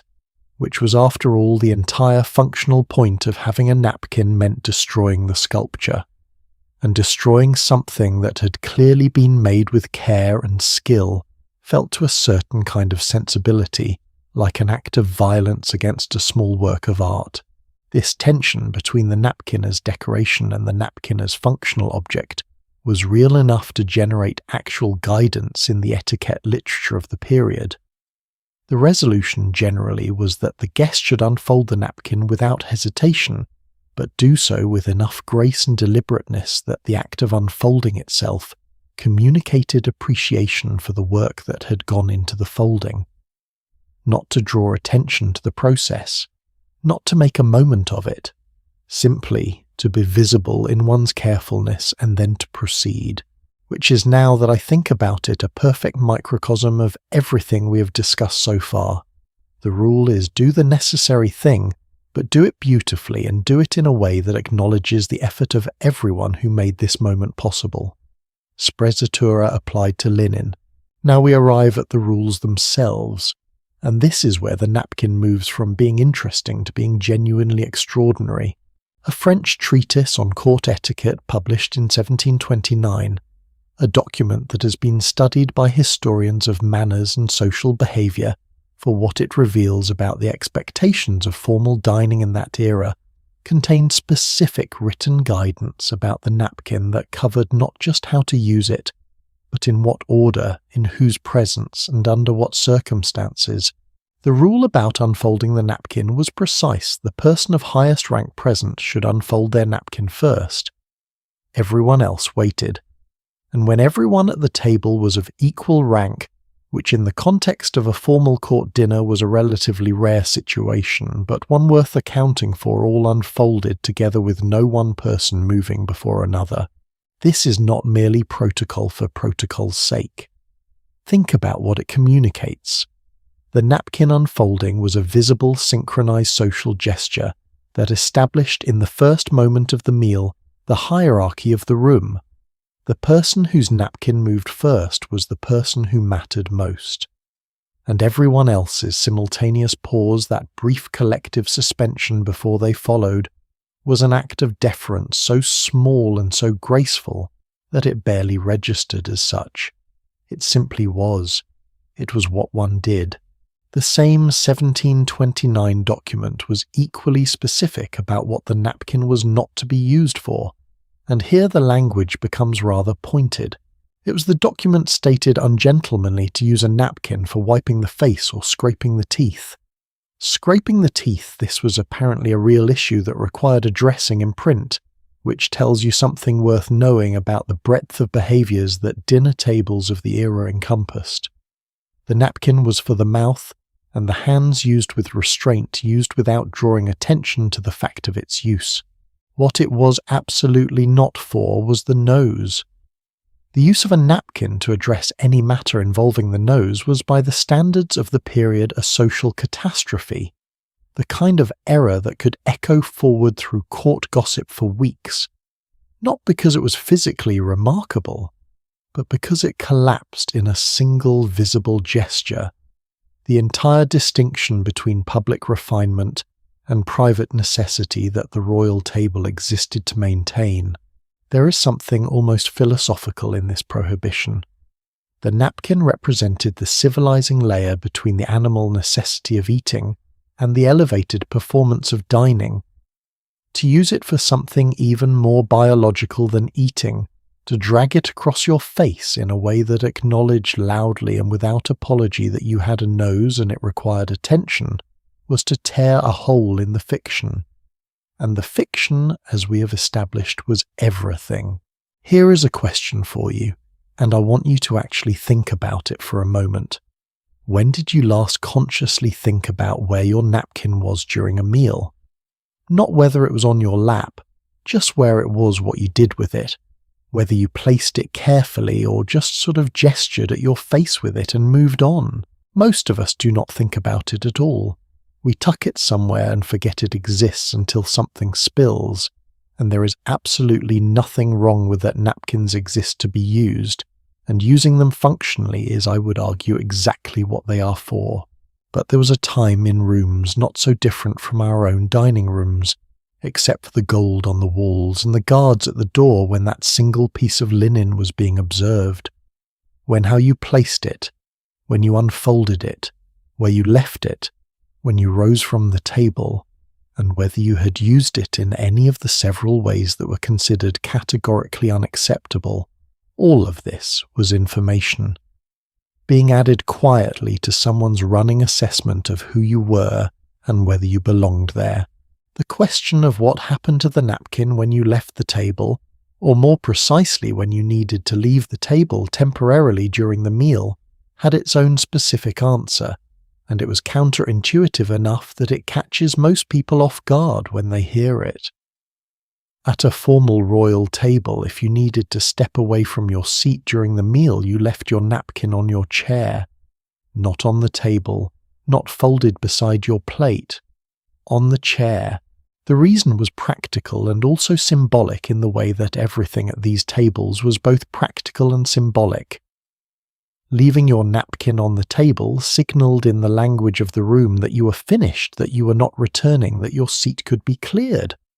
Placing it on the chair said, I am coming back. This seat is still mine. I have not relinquished my place at this table. And at a table where your seat was your status and your status was your world, maintaining your claim to that chair was not a trivial matter. The napkin was the flag you planted, the small white linen declaration that you had not finished, that you were still here, that you still counted. This particular rule has remarkably survived into modern formal dining. Most professional etiquette guides today still recommend placing the napkin on the chair when leaving the table temporarily, rather than on the surface. The reason given in contemporary guides is usually framed in terms of cleanliness or visual tidiness, keeping a used napkin off the table setting. But the original reason was not aesthetics.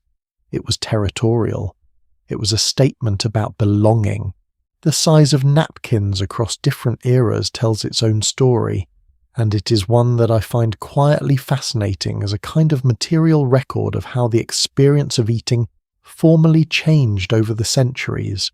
Medieval napkins, where they existed as individual items at all, were small by later standards, because the tablecloth itself was doing much of the heavy lifting. As the individual napkin became more standard and more prominent through the 15th and 16th centuries, its size grew considerably.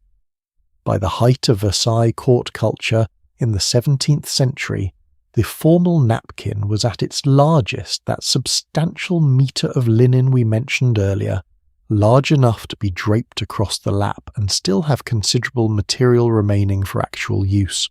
The shrinking of the napkin through the 18th and 19th centuries tracks more or less with the shift toward more refined eating styles. Less food handled directly by hand, more food managed entirely with implements, and therefore less surface area required for the management of fingers and faces. By the Victorian era, the formal dinner napkin had settled into something close to its modern dimensions, for formal occasions still larger than the casual napkin we might use at home, but nothing like the architectural linen of Louis XIV's table. This trajectory from large to smaller is in miniature the story of the whole arc of royal dining etiquette. As the rules became more internalized, as the physical techniques of eating became more controlled and more precise, the objects required to manage the consequences became correspondingly smaller. The napkin shrank as the manners grew, which is in its own way a kind of progress. There is one particular chapter in napkin history that I want to spend a moment on because it involves a royal court that is often overlooked in discussions of European etiquette, and because the story illuminates something genuinely important about how etiquette travels across cultures. When Catherine de' Medici travelled from Florence to France in 1533 to marry the future King Henry II, she brought with her not just Italian fashions and Italian food preferences, and the Italian fork, or at least an enthusiasm for the fork, but an Italian sensibility about the table that included the kind of elaborate linen folding that had been developing in the Italian courts of the Renaissance for generations. The Italian tradition of fine linen at the table was by the early 16th century already sophisticated.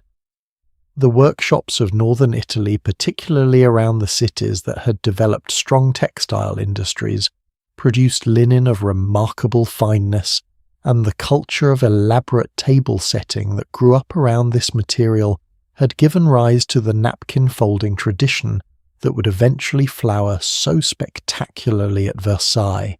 What Catherine brought to France was not a specific technique so much as a standard and expectation that the table should be in itself a work of art, and that the napkin was part of that art rather than merely a practical accessory. The French court absorbed this sensibility, and then characteristically systematized it, refined it, codified it, and eventually turned it into one of the most elaborate subsystems of an already extraordinarily elaborate set of rules. This is how court etiquette almost always moved. Not through sudden invention, but through borrowing absorption and the slow accumulation of refinement that turned a foreign import into an apparently native tradition. By the time Louis XIV's court had finished with the Italian napkin, it had become so thoroughly French that most people in that room would not have recognized its origins. The emotional weight of the napkin, and I mean this quite literally, was something that several court observers remarked upon, without quite being able to articulate why a piece of cloth produced such feeling. Madame de Sévigné, one of the great letter writers of the 17th century, and a woman who moved in and out of the circle surrounding Versailles with enough frequency to be a reliable observer, left accounts of formal dinners in which the quality of the table linen, its whiteness, its stiffness, its precise folding is mentioned with the same emotional register as the quality of the food or the brilliance of the company. The linen mattered. Not as a status symbol exactly, though it was that too, but as an experience. As part of the total sensory atmosphere of a great dinner, the way the lighting mattered, the way the scent of the room mattered. There is something in this that I find worth holding on to. The people who sat at these tables were not simply performing hierarchy, they were also at their best trying to create beauty, trying to make the experience of eating this necessary daily animal thing into something worth remembering, something that engaged every sense and left you at the end of an evening feeling that you had been somewhere and experienced something that was more than the sum of its parts.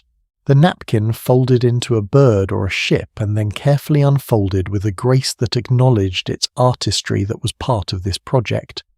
Not the most important part, but not the least important either. The rules around the napkin, like so many of the rules we have explored in this long and layered story, did not stay contained within palace walls. They moved. They travelled through the 18th and 19th centuries in the same way that all court etiquette travelled through the aspirational classes who read the guides and attended the finishing schools and set their own tables according to the standards they had absorbed from above. By the time formal dining etiquette reached the middle classes of Victorian England and the drawing rooms of prosperous America, The napkin rules were present if somewhat simplified.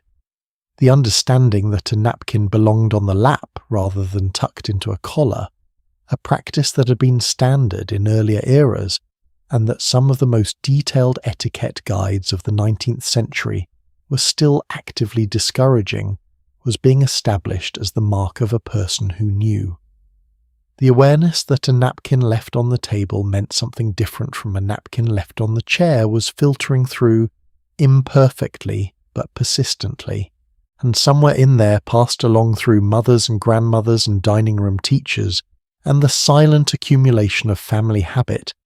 These rules became the invisible architecture of how most of us still today think about the napkin. We may not know why we fold it a certain way or place it a certain place. We just know it feels right, and we probably know what feels wrong, and that knowledge was assembled piece by piece across 500 years of court dining. We've spent time now in the geography of the table in the kitchens and the processions in the language of silverware and the politics of conversation and the quiet eloquence of linen. We have looked at the objects and the rituals from the outside, watching the machinery operate, but there is a story we have not yet told. A story about a specific woman at a specific table on a specific set of evenings who looked at all of this machinery at the tableware and the cortege and the folded napkin and the carefully timed conversational switch from right to left and made a choice. Not a dramatic choice, not a rebellion in the theatrical sense, something quieter than that, and for precisely that reason something far more interesting. Marie Antoinette at the Grand Couvert, the queen who would not take off her gloves, the queen who would not touch her napkin, the queen who sat at the most observed dinner table in Europe and night after night declined to perform. What she was doing and why it mattered and what it cost her, that is where we're going next. She was 14 years old when they dressed her at the border, not metaphorically, literally. At a small building on an island in the Rhine River on the first day of May in 1770, a 14-year-old girl named Maria Antonia was stripped of every item of clothing she had brought from Vienna, her Austrian dress, her Austrian undergarments, her Austrian shoes. Even her Austrian dog was taken from her. Everything that had come from her previous life was removed piece by piece and replaced with French versions of the same things. The message was explicit and deliberate. She was crossing into France, and France did not want an Austrian princess. France wanted a French dauphine. The transformation was to be total, and it was to begin at the skin. The girl who emerged from that building on the French side of the border, now called Marie Antoinette, her name, Frenchified, along with everything else, was about to step into a world of ceremony, so elaborate, so precisely choreographed, so relentlessly observed that it would shape the rest of her life in ways she could not yet begin to understand. And nowhere would that ceremony press more heavily on her than at the dinner table. The Austrian court in which Marie Antoinette had grown up was by the standards of Versailles remarkably informal. This is not to say that the Habsburgs of Vienna lacked ceremony. They had plenty, but the particular flavour of that ceremony was different in ways that mattered enormously to a young person being formed by it. The Empress, Maria Theresa, Marie Antoinette's mother, was in many respects an extraordinary woman, a ruler of considerable intelligence and political skill, who managed one of the most complex empires in Europe while raising 16 children. She was also, by the accounts of those who knew her court, someone who placed real value on warmth, on family feeling, on the kind of dinner table where children could actually talk and laugh and be themselves in the presence of their parents. The Habsburg table was formal, but it was not Versailles. When Marie Antoinette arrived at Versailles in May of 1770, she encountered a system of rituals so dense, so specific, and so utterly indifferent to her personal comfort that contemporaries who watched her navigate it described the experience with the sympathy that is still audible in their words across the centuries, The Austrian ambassador to France, Count Florimond Claude de Mercy-Argenteau, was tasked with observing Marie Antoinette's adjustment to French court life and reporting back regularly to her mother.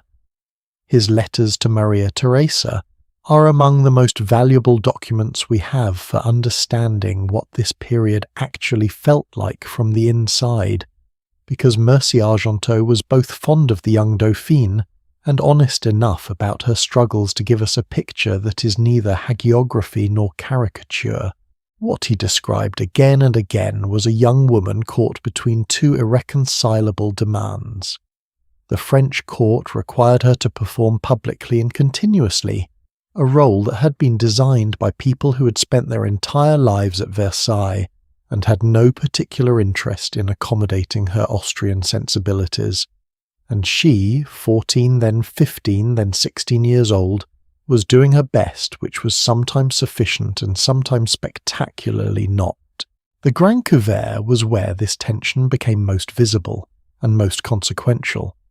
We have already established what the Grand Couvert was, that nightly ceremonial dinner at which the French royal family ate in public, watched by the court and by any decently dressed member of the public who chose to attend. We know that it was governed by rules of extraordinary precision. We know that every gesture at that table was observed and evaluated.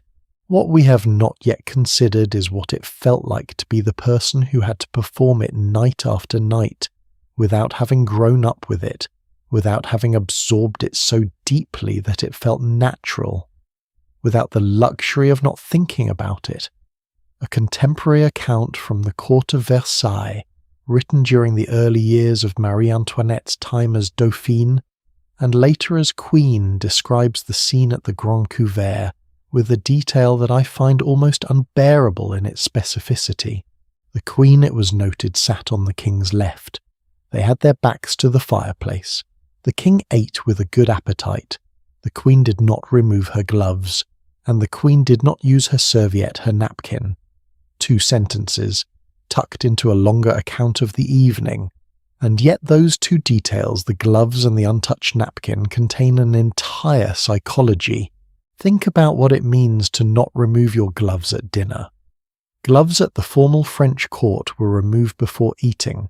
This was understood. This was the protocol. The gloves came off, the napkin was unfolded, and the meal proceeded. Keeping your gloves on meant, in the language of the table, that you were not eating, not participating, not fully present in the shared ritual of the meal. It meant you were somewhere else, or wanted to be. For Marie Antoinette, keeping her gloves on at the Grand Couvert was, and I want to be careful here because the historical record does not give us her interior monologue, and I will not invent one, at minimum a signal that she had not fully surrendered to the performance. Whether it was deliberate resistance, psychological self-protection, simple discomfort, or some combination of all 3, is something we cannot know with certainty. What we do know is that it was noticed, immediately, consistently, and commented upon, because at a table where every gesture carried meaning, the absence of a gesture carried just as much. The untouched napkin was, if anything, even more pointed. We spent the previous section understanding how much the napkin meant the ritual of unfolding the protocol of use, the social signals encoded in a piece of linen. To not touch it at all was to opt out of the entire system. Not dramatically, not with a speech or a scene, but quietly, night after night, with a quality of not quite there-ness that was more unsettling than outright defiance would have been. What was she actually experiencing? This is the question I keep returning to because I think the historical record read carefully gives us more than we might expect. Mercy-Argenteau's letters to Maria Theresa are full of descriptions of Marie Antoinette's boredom, an acute, almost physical boredom, with the ceremonies of Versailles that she never fully concealed and never fully overcame. He describes her fidgeting during audiences, her habit of giggling at inappropriate moments when she found something absurd, her tendency to look for exits, from situations that the protocol required her to remain in. He also describes with the careful diplomatic language of a man who was writing to the young woman's mother and trying to be honest without being cruel, her genuine inability to understand why any of this mattered as much as everyone around her seemed to think it did. She had grown up in a court where warmth was possible, where children ran through imperial apartments, and the Empress ate dinner with her family rather than performing dinner for an audience. The Grand Couvert, that elaborate nightly theatre, watched by hundreds of people who had come specifically to observe a family eat, must have seemed to her not just uncomfortable, but genuinely inexplicable. Why? Why would anyone want to watch this? Why would anyone want to be watched doing this? These are not the questions of a rebellious woman. They are the questions of someone who genuinely did not share the cultural assumptions that made the ceremony feel meaningful. And that, I think, is actually more poignant than rebellion would be. Rebellion implies engagement with the system pushing against it, which still acknowledges its power. What Marie Antoinette seems to have felt was something more like genuine bewilderment. She was performing a play whose emotional logic she had never been able to entirely grasp. There is a detail from Mercy Argenteau's correspondence that I want to linger on because it reveals something about the specific physical ordeal of the Grand Couvert that tends to get lost in the more symbolic readings of this story. He wrote to Maria Theresa that Marie Antoinette rarely ate anything at the public dinners, not because she was unwell, and not as a calculated statement, but simply because the conditions made eating almost impossible. She was being watched constantly by a room full of people who were scrutinizing her every movement. She was expected to maintain a specific posture and a specific expression throughout the meal. She was required to perform the ritual of eating rather than actually eat, and she, a young woman who had grown up eating comfortably with her family in rooms that were not theatres, found that she could not, that the performance swallowed the reality, that by the time the food was before her, she was so consumed by the awareness of being observed that the ordinary human act of putting food in her mouth had become something she could not quite accomplish. Mercy Argenteau's letters note with careful delicacy that she managed her hunger on these evenings by eating privately in her apartments before or after the public dinner. The public appearance was the performance. The actual eating happened elsewhere in private, away from the eyes. I find this detail both entirely understandable and quietly devastating. Here is a Queen of France at the most ceremonial dinner table in Europe, eating in secret in her room because the official meal was too watched to actually nourish her. Let me ask you something, and I want you to sit with this one because I think it hits close to home for more people than we might expect. Have you ever been in a situation where being observed made you unable to do something you normally do without thinking? Not performing, just doing an ordinary thing, eating or speaking or even just sitting comfortably. And the awareness of being watched somehow made the ordinary thing impossible, as if the observer's gaze had put a glass wall between you and your own actions. That is what every evening at the Grand Couvert was for Marie Antoinette. Every evening, for years. And the courtiers who watched her, some with sympathy, many with the sharp, hungry attention of people whose entire professional lives depended on reading royal behaviour correctly, were constantly evaluating what her behaviour meant. Was she unhappy? Was she unwell? Was she making a statement? Was she perhaps not suited to the role she'd been given? The court of Versailles was a place that ran on interpretation, and Marie Antoinette, by being slightly consistently, unmistakably not quite in compliance with the performance, was generating interpretation she could not control. Her response to the Grand Couvert was not passive. This is important because it is easy to read her story as one of simple victimhood, a young woman crushed by a system too heavy for her. But the historical record shows someone who was also within the constraints available to her, actively trying to make the situation more bearable. One of the most revealing of these adaptations was her insistence on having music at the Grand Couvert. This is documented. She arranged for a musical platform to be set up in the dining room during the public meal, and for musicians to perform during the dinner. The official explanation, the one that could be stated publicly without causing offence, was that music enhanced the atmosphere, made the occasion more refined, more beautiful. And all of that was true. But Mercy Argenteau understood and wrote about it with characteristic careful perception that the music served another purpose as well. It gave Marie Antoinette somewhere to put her attention. It gave the room a focus that was not entirely on the royal family eating. It gave her, in the middle of that relentless public performance, a small space in which she could be slightly less observed, because the eyes of the room had somewhere else to go. She had taken the theatre and added another act, not to disrupt the ceremony but to dilute it, to make it slightly more bearable by making it slightly less concentrated. It is, when you think about it, a rather brilliant solution for someone who could not simply leave. The question of what the court made of all this, of Marie Antoinette's gloves and her untouched napkin and her private suppers and her musicians, is one that the historical sources answer with uncomfortable clarity. They did not like it. Not in the way that you might expect, not with an outpouring of explicit criticism or direct confrontation. That was not how Versailles worked. Instead, the dissatisfaction expressed itself in the way that court dissatisfaction always expressed itself, which was through the accumulation of small observations shared in whispers over time until they formed a picture. The picture was of a queen who did not take the ceremony seriously, who did not respect the traditions she had inherited, who thought with the careless confidence of someone who'd been born into privilege she had not earned, through the proper channels that the rules did not quite apply to her.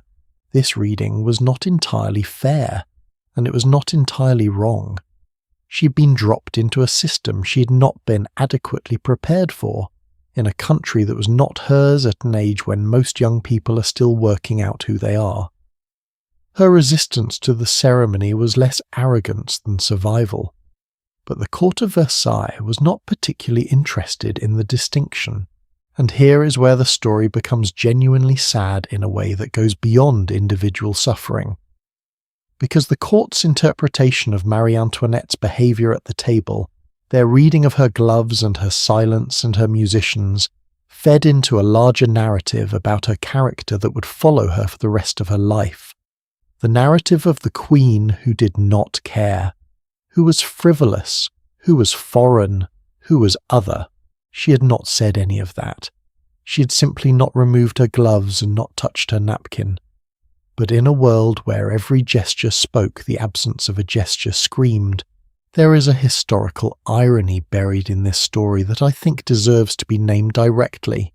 The ceremony that Marie Antoinette struggled with the Grand Couvert, the public dining, the elaborate performance of royal eating, was a ceremony that the French court itself was becoming increasingly ambivalent about by the time of her reign. We know from the historical record that Louis XV had largely stopped performing the Grand Couvert before her arrival, preferring intimate private suppers in his personal apartments. Louis XVI, her husband, maintained the ceremony, but without the kind of genuine commitment to it that Louis XIV had brought. By the end of their reign, the Grand Couvert was being held only on Sundays, a shadow of its former daily self. The system that was pressing so heavily on Marie Antoinette was already in some sense in its final decades. The elaborate machinery of royal public dining built over more than a century at Versailles was beginning to run down. The world that had made it meaningful was already almost imperceptibly changing. She was performing for a diminishing audience under increasingly threadbare rules, in a ceremony that even its most devoted practitioners were losing faith in. And yet the judgment for her imperfect performance was as sharp as if nothing had changed. This to me is one of the genuine tragedies of her story. Not the dramatic events that would follow, those belong to a different chapter of history, But this quieter tragedy of a woman held to the standards of a world that was already passing away by people who no longer fully believed in it themselves, but who needed someone to believe in it for them. The story of Marie Antoinette at the dinner table is not just a story about one woman's struggle with court ceremony. It is at a deeper level a story about what happens when the performance of power becomes separated from the substance of it. When the rules persist but the belief that made them meaningful has quietly drained away, the napkin on the table untouched, the gloves remaining on, the musicians filling the silence. These were not just the behaviours of a woman who could not follow protocol. They were symptoms of a system that was in its own quiet way already beginning to fail. And yet the rules held. People still stood for hours at the Grand Couvert. People still fought for the right to sit on a tabouret. People still calculated their position in the room with the care and anxiety of those for whom position was the whole of life. Because that is what systems do, especially elegant ones. They persist long after the original logic has shifted. They carry their own momentum, and the people inside them go on following the rules because the rules are the only language they have for making sense of where they are. There is one more corner of this story that I want to illuminate before we leave this particular table. Because Marie Antoinette's experience was not only about resistance or confusion, it was also in its own way about love. She loved music. This we know. She sang, she played the harp, she was genuinely musical in a way that was more than aristocratic accomplishment, it was real feeling. And the music she brought to the Grand Couvert was not merely a tactical distraction. It was also an expression of the one thing at that dinner table that was authentically hers, in a ceremony designed to eliminate the personal to replace the individual with the role she had found a way to introduce something genuine. Not defiantly, not obviously, just by insisting quietly and consistently that there be music, that the room not be entirely empty of something true. I think about this a great deal when I consider her story. The ways that people find, even inside the most constraining systems, small territories of authenticity, small spaces where they are still in some sense themselves. The glove stayed on, the napkin went untouched, the food was eaten elsewhere, and the musicians played. And somewhere in the gap between what was required and what she was able to give, she was trying to stay alive, not physically, not yet, but in the smaller and more persistent sense of remaining a person rather than a performance. We have spent a long time now at the table.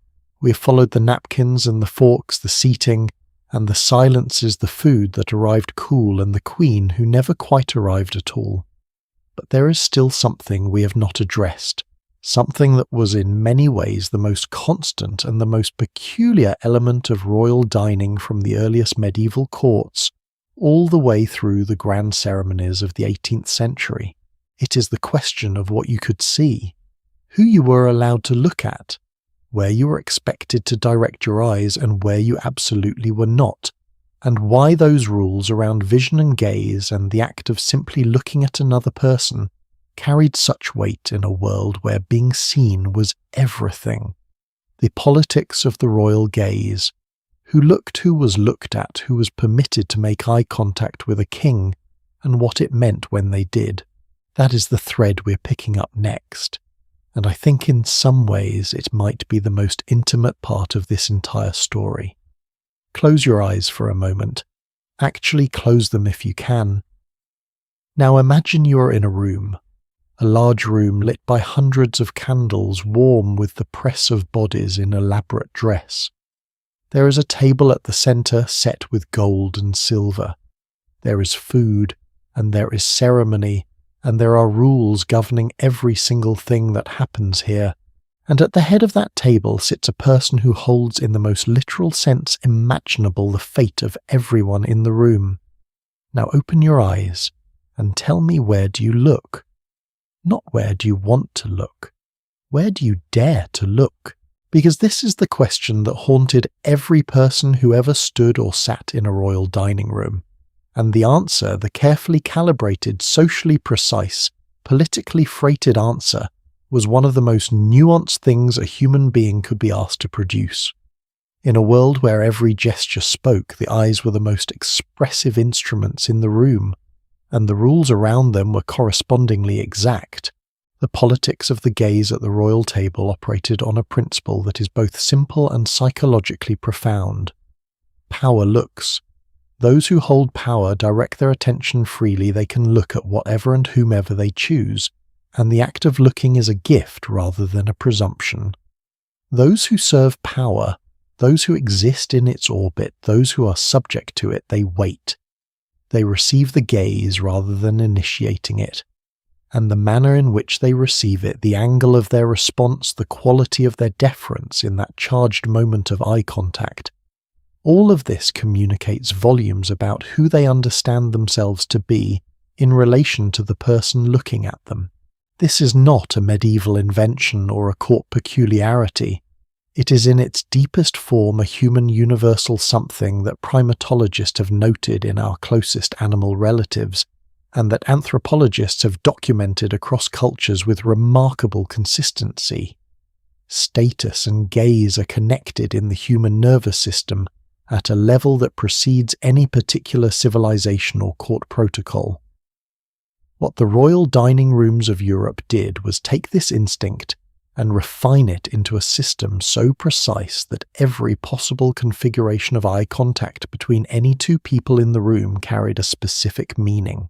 The public dining ritual at Versailles, the practice we know as the Grand Couvert, contained a regulation around gaze that I find endlessly fascinating, and that I want to describe carefully because it is easy to misread. Members of the public who were admitted to watch Louis XIV eat were led through the room in an organised procession. They entered through one door and exited through another, moving along a designated path past the royal table. This was, as we have established, considered a privileged access to the royal presence, however brief, however indirect. But they were not permitted to stop, and they were not permitted to stare.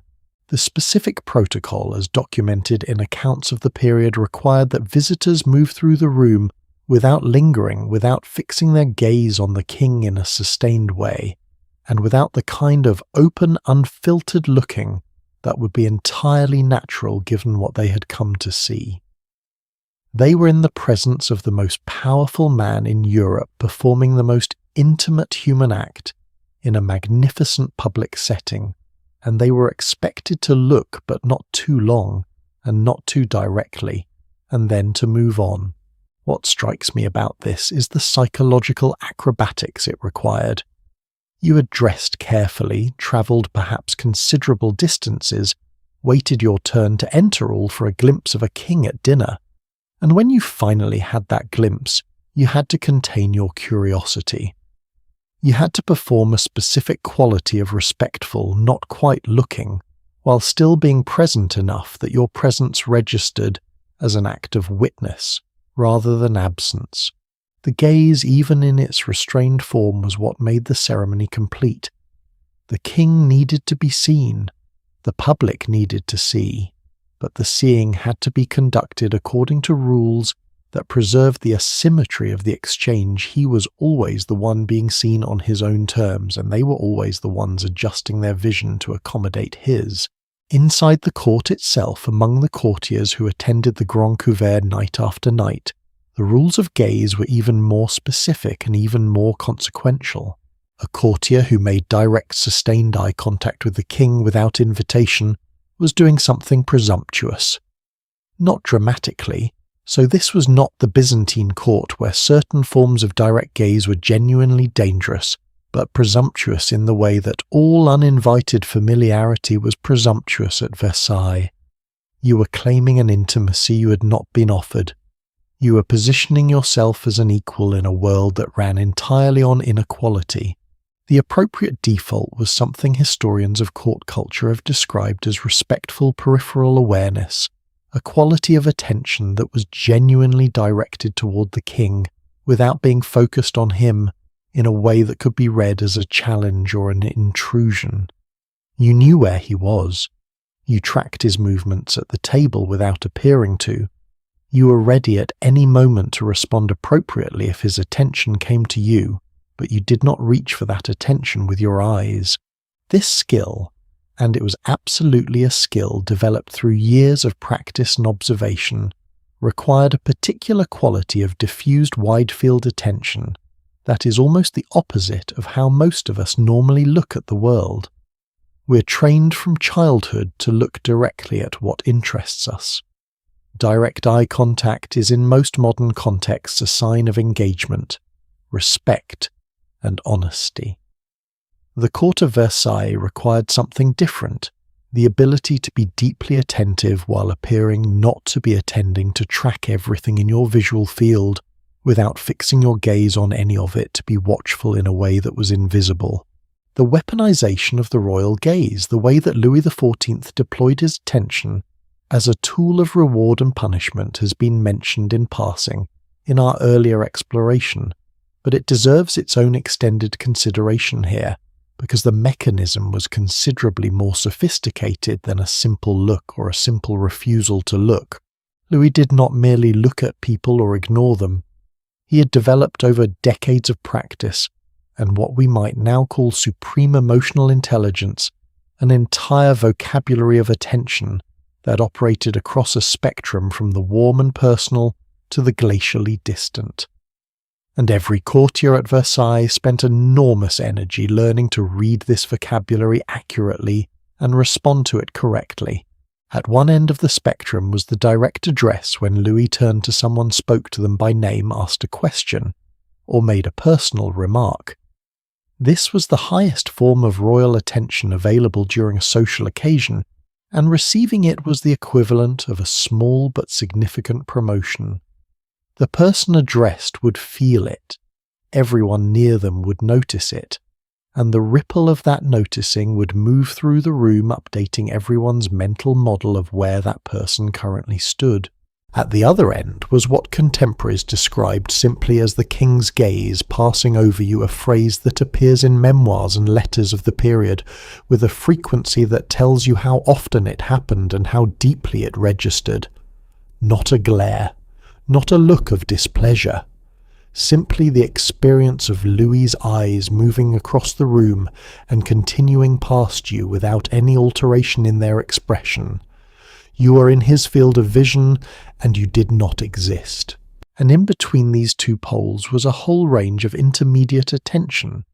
The slight nod, the brief pause of the gaze, the half smile that could mean many things, and was studied for its precise meaning that courtiers decoded with the intensity of cryptographers working on a message of urgent importance. Because it was urgent, their entire professional and social existence was organized around correctly interpreting and responding to the signals that Louis's attention sent.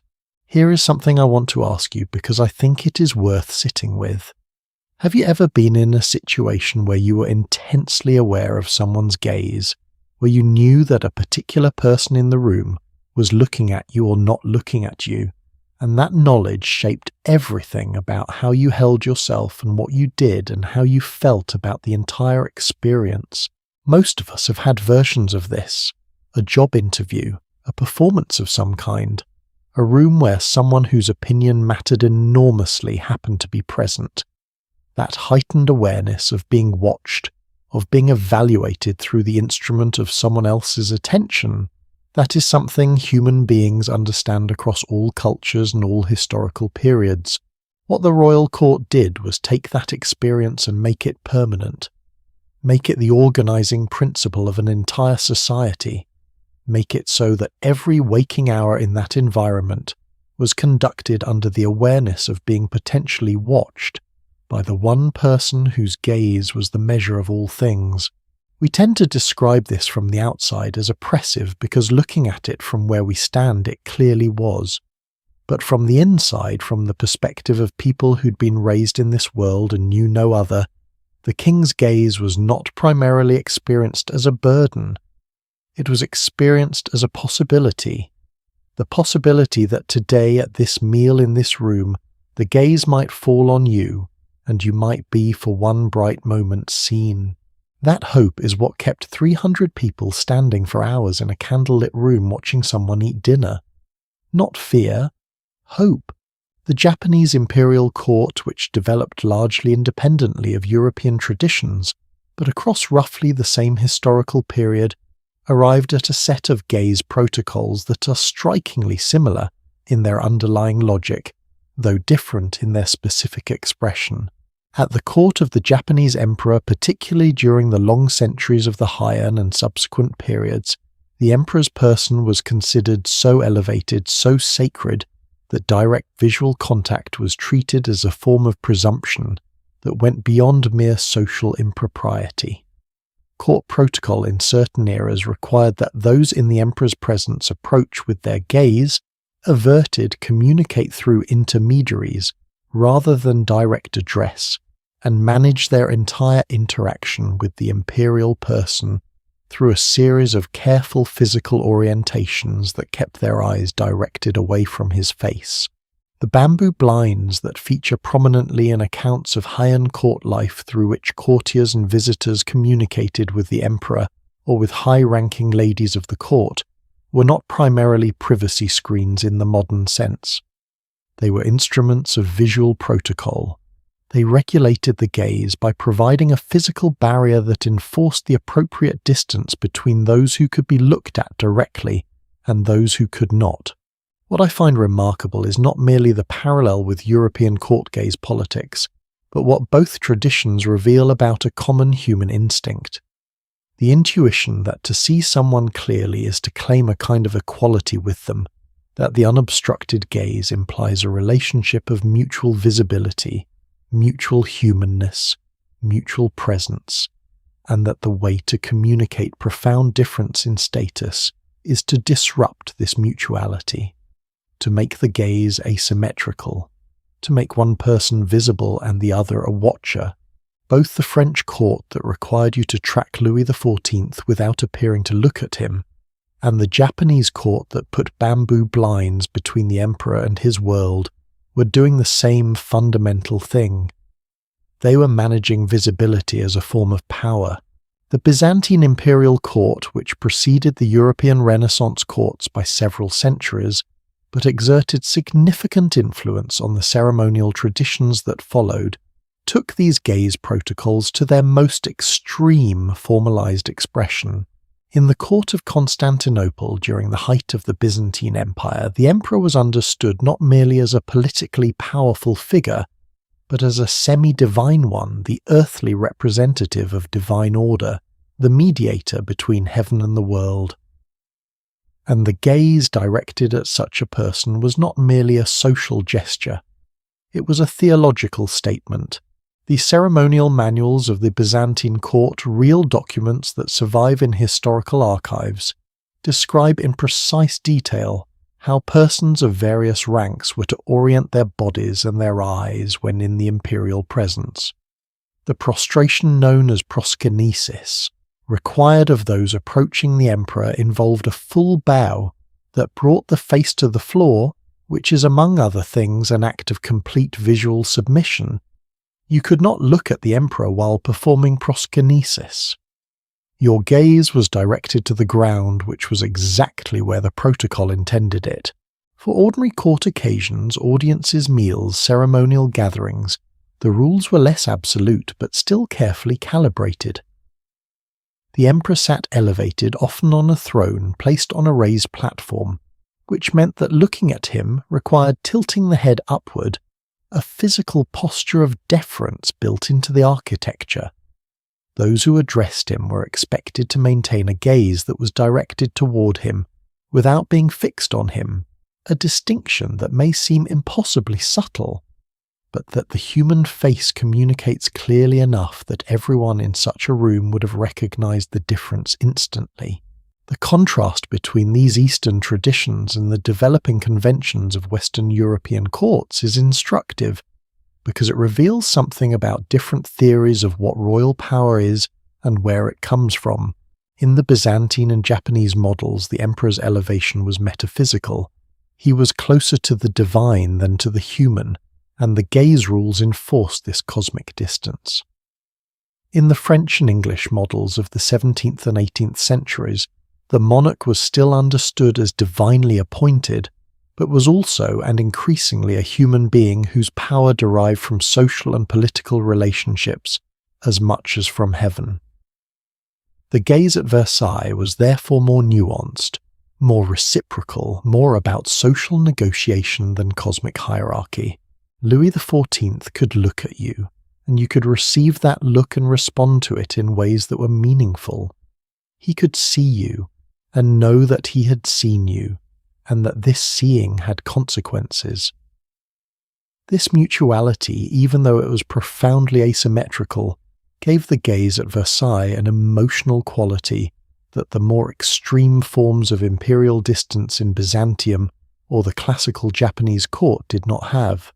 The Sun King's gaze was terrifying because it mattered, because he was human enough that his attention had human meaning, because when he looked at you, you felt it not just as a social signal, but as an experience as being genuinely personally recognized by another person.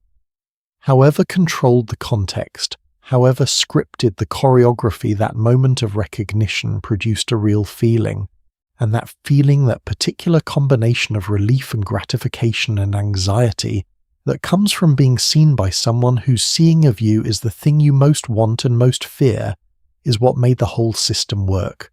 There is a story from the court of Louis XIV that I want to tell here because it illustrates the gaze politics of Versailles with a kind of quiet perfection that I have not seen bettered in any of the more dramatic accounts. A young courtier, the son of a provincial noble family newly arrived at Versailles, and trying desperately to establish himself, was present at one of the king's public walking ceremonies in the gardens. Louis habitually took his exercise in the gardens of Versailles, with an entourage of courtiers, and these walks were among the most important social occasions of the court calendar, because they offered the possibility of proximity without the rigid structure of the formal dining occasions. The young courtier had been advised, as all newcomers were advised, to position himself along the route where the king was likely to pass. He did so. Louis approached, and in the moment when the king was directly before him, the young man, overwhelmed perhaps, or simply confused about what was required, looked directly fully without any of the appropriate peripheral diffusion into Louis XIV's eyes. Louis met the gaze, held it for a moment, and then nodded a small, almost imperceptible nod and walked on. The young man's companions were divided. Some said the nod was a sign of approval that Louis had registered the young man's presence and found it acceptable. Others said it was a warning that the direct gaze had been noticed and assessed, and the nod had been not warmth but acknowledgement of a slight overreach. A small correction delivered without words. Still others said that the nod meant nothing at all, that Louis nodded at many people, and that reading significance into it was exactly the kind of anxious overinterpretation that Versailles produced in people who'd not yet learned to take their bearing more calmly. Nobody knew for certain what the nod had meant. And that uncertainty, that irreducible ambiguity at the heart of the most studied gaze in Europe, was, I think, part of the genius of the system. A meaning that could not be decoded was a meaning that could never be definitively challenged. The gaze retained its power precisely because its interpretation was never fixed. The rules around gaze did not operate only between the courtiers and the monarch. They governed the relationships between courtiers themselves, and these rules carried their own hierarchical logic. To hold the gaze of a social superior for longer than was comfortable was presumptuous. To meet the gaze of a social inferior and hold it too long was condescending or worse, intimate, in a way that disturbed the hierarchy rather than confirming it. The appropriate gazes between people of different ranks were calibrated to acknowledge without claiming to see, without presuming to know, and between people of equal rank the gaze was its own arena of social negotiation, a place where alliances were tested, where confidence was demonstrated or revealed as absent, where the subtle theatre of who looked away first played out with consequences that everyone in the room was tracking. This is a dimension of the royal table experience that I think we lose when we focus only on the formal rules. Because beneath the written and unwritten protocols, beneath the tabouret and the cortege and the folded napkin, there were dozens of people in every room engaged in the continuous, wordless, visually conducted negotiation of their relationships with each other. Every meal was a performance, but it was also in the gaps between the performance a very human gathering full of people looking at each other and looking away and looking again, trying to understand where they stood and who they were to each other. The legacy of these gaze politics has been more durable than we might expect. Certain things that feel like natural social instincts, the discomfort of sustained direct eye contact in a formal setting, the awareness that looking too openly at someone in power reads as presumption, the way that being noticed by someone important produces a disproportionate emotional response. These are not purely instinctual. They were in significant part culturally trained into us through centuries of exactly the dynamics we have been exploring. We carry the eyes of the court with us. In job interviews and formal dinners and meetings with people whose opinion matters to us, we are navigating with somewhat less elaborate choreography the same fundamental question that every courtier at Versailles was answering every evening. Where do I look? For how long? And what does it mean when they look back? The gaze and the silence and the gloves and the napkins we have now spent considerable time with the instruments and the protocols of the royal table. We understand, I think, the machinery of the experience from the inside, but there is one clock we have not yet discussed. One mechanism that governed the entire dinner, its beginning, its pace, its ending, that operated not through ceremony or etiquette in the formal sense, but simply through the body of a single person. When that person lifted their fork, dinner began. When that person set it down, dinner was over.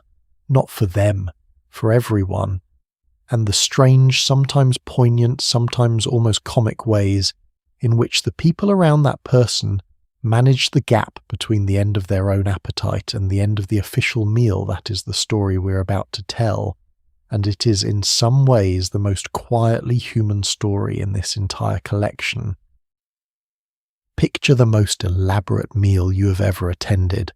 A wedding maybe, or a holiday gathering where someone had clearly been planning for weeks, the table perfectly set, the food arriving in careful waves the whole evening, orchestrated with visible care and invisible effort. Now imagine that at some point during that meal, without warning, without announcement, the host simply stopped eating, set down their fork, folded their hands, and waited. And everyone else at the table, mid-sentence, mid-bite, halfway through something they had been genuinely looking forward to, had to stop too. Plates cleared, meal over. The host had finished, and therefore dinner was finished, and the question of whether you had finished was not, in this particular universe, a question that anyone was going to ask. That is not a hypothetical from some imaginary world of extreme social formality. That is dinner at the British royal table, documented across multiple reigns, confirmed by multiple first-hand accounts, and still observed in modified form in the protocols of royal dining today. And once you understand it fully, once you see all the pieces of it, it becomes one of the most quietly fascinating, occasionally absurd and unexpectedly revealing stories in this entire history. The rule itself is elegantly simple. When the monarch finishes eating, the meal is concluded for everyone at the table. Plates are removed. The course ends. No exceptions are made for the person still working through their soup, or the guest who was seated at the far end of the table and received their food last, or the dignitary who'd been so engrossed in conversation during the early part of the course that they had barely touched what was in front of them. When the sovereign's fork goes down, the fork goes down for all. The logic behind this rule, as with so many of the rules we have explored, operates on multiple levels simultaneously. On the surface, it is a practical mechanism, a clear, unambiguous signal for when a course ends that does not require any verbal announcement, any ringing of a bell, any awkward moment of someone having to tell the assembled nobility that it is time to move on. The monarch's body becomes the clock, clean, efficient, unmistakable. But underneath the practical surface is the same fundamental statement that underlies every element of royal dining etiquette. The monarch's experience is the authoritative experience. The monarch's appetite defines the meal. The monarch's satisfaction, or the monarch's decision that a course is concluded, is the only satisfaction that the formal structure of the evening acknowledges. Individual hunger, individual preference, individual pace, these are real, these are human, but they are subordinate. Queen Victoria is the figure most consistently associated with this practice in the historical record, and for good reason. She was both a notoriously fast eater and a queen whose reign was long enough and well documented enough that the consequences of her pace were recorded in extensive detail. Her speed at the table was remarkable by any standard. Multiple accounts from people who dined with her regularly describe a queen who approached her food with the focused efficiency of someone who had a great many other things to do. She ate quickly, she ate thoroughly, and she moved through courses with the dispatch that left the people around her in a constant state of anxious calculation. Former members of her household have described the particular tension of dining with Victoria as stemming not from her formality or her severity, though she was capable of both, but from this simple mechanical fact of her pace. You were always at her table working against a clock whose face you could not quite see. You knew it was running. You knew that when it reached its terminus your plate would be removed regardless of its contents. You simply did not know exactly when that would be. The result, as multiple accounts confirm, was that guests frequently left the royal table hungry. Not dramatically hungry, not in the way that suggests deprivation, but in the specific and slightly comic way of having watched your dinner disappear before you had finished it. The food was excellent. The company was, depending on the occasion, illustrious. The experience was by any objective measure a great honour, and you left wanting something to eat. There is a detail in the historical record that I find genuinely touching, and I want to share it because it reveals something about Victoria that the more severe version of her public persona tends to obscure. She knew. She was aware that her pace was a difficulty for the people around her, and in her own way, within the constraints of a protocol she did not feel she could simply abandon, she tried to address it. Former chef and royal household staff accounts describe Victoria on occasions when she noticed that people near her were still eating, making a small deliberate adjustment to her behaviour. She would push the remaining food on her plate slowly around with her fork, not eating it, not pretending enthusiastically to eat it, simply moving it gently from one side of the plate to the other in a gesture that served no culinary purpose whatsoever, but that communicated to the staff monitoring the table and to the guests who understood the language of the royal fork that she was not yet signalling completion. She was buying time, for the people she could see were still eating. Pushing food around her plate as a small quiet act of consideration, a monarch who had finished her dinner sitting at the head of the most formally observed table in England, slowly rearranging the remnants of her meal so that someone else could finish theirs. I find this detail almost unbearably human. Here is a woman who could not simply say, "Take your time, I am done, but please continue," because saying that would have required acknowledging the rule, which would have made the rule visible, which would have somehow diminished it. The rule had to be maintained. But within the maintenance of the rule she found a small wordless way to soften it. A small vocabulary of kindness conducted entirely in the language of a fork moving food around a plate. That is in miniature what the best practitioners of court etiquette were always doing, working within the system, finding the small human gesture that the system had not quite managed to eliminate. Now here is the question I want you to consider for a moment, and I ask it genuinely because I think the answer is more interesting than it might first appear. If you knew, going into a dinner, that you might not have enough time to eat everything in front of you, that the meal was on someone else's clock, and that clock might run out before you were done, what would you do? Most of us, I suspect, would eat faster. Try to match the pace. Abandon the more leisurely aspects of formal eating and focus on the substance. And this is more or less exactly what experienced guests at the Victorian royal table learned to do.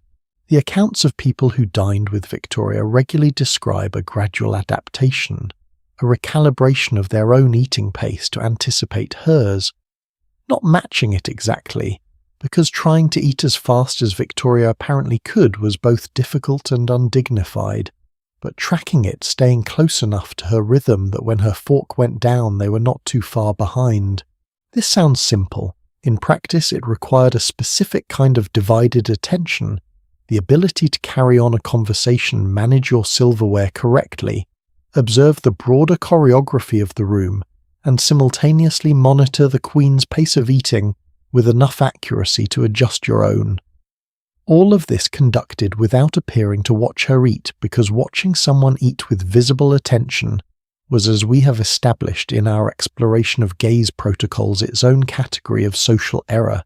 You had to track her without watching her, adjust to her rhythm without appearing to follow it, finish your course close enough to her finishing that your plate removal was not conspicuous, and do all of this while being in every other visible respect entirely present in the conversation and entirely at ease. This is when you lay out all the components, a genuinely impressive feat of human multitasking. And the people who managed it gracefully, who arrived at the end of a course, roughly when Victoria did, who were never the last person eating, who were never the one with the plate cleared before they had touched it, these people were considered unusually accomplished guests.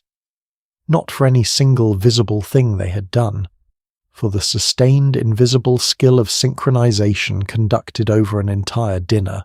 The contrast with Louis XVI of France, Marie Antoinette's husband, whom we have met in passing, but not examined directly at the table, is instructive and somewhat comic in the way that historical contrasts so often are.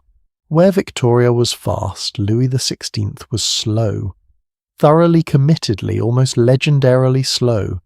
His appetite was substantial, and his pace was unhurried, and he brought to the act of eating the same deliberate, methodical quality that he brought to most aspects of his life.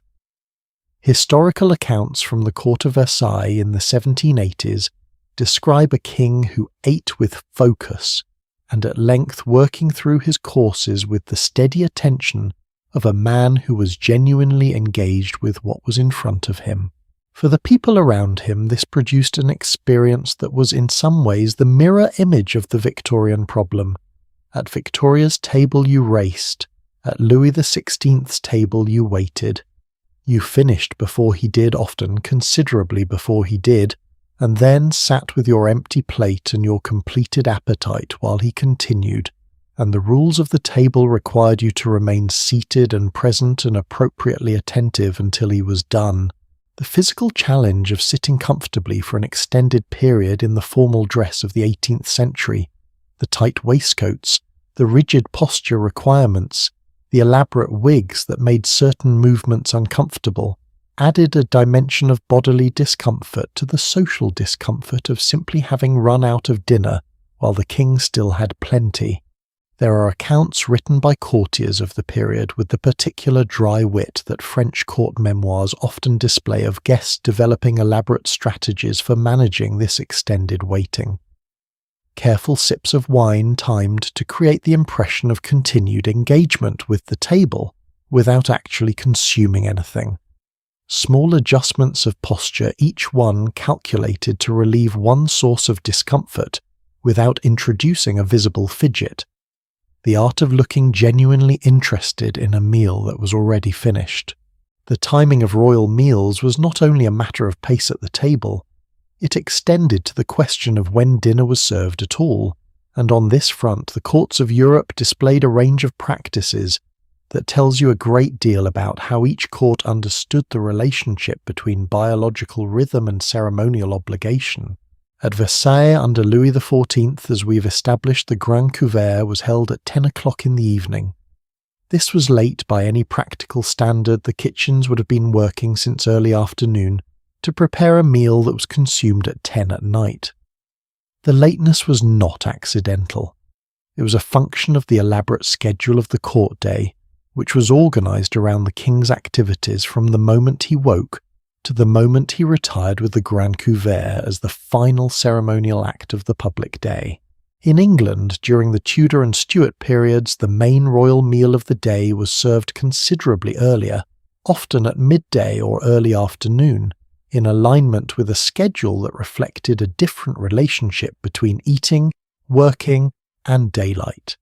Henry VIII's great dinners at Hampton Court were frequently midday affairs, with the kitchens active from before dawn, and the elaborate processions of food beginning well before the afternoon was advanced.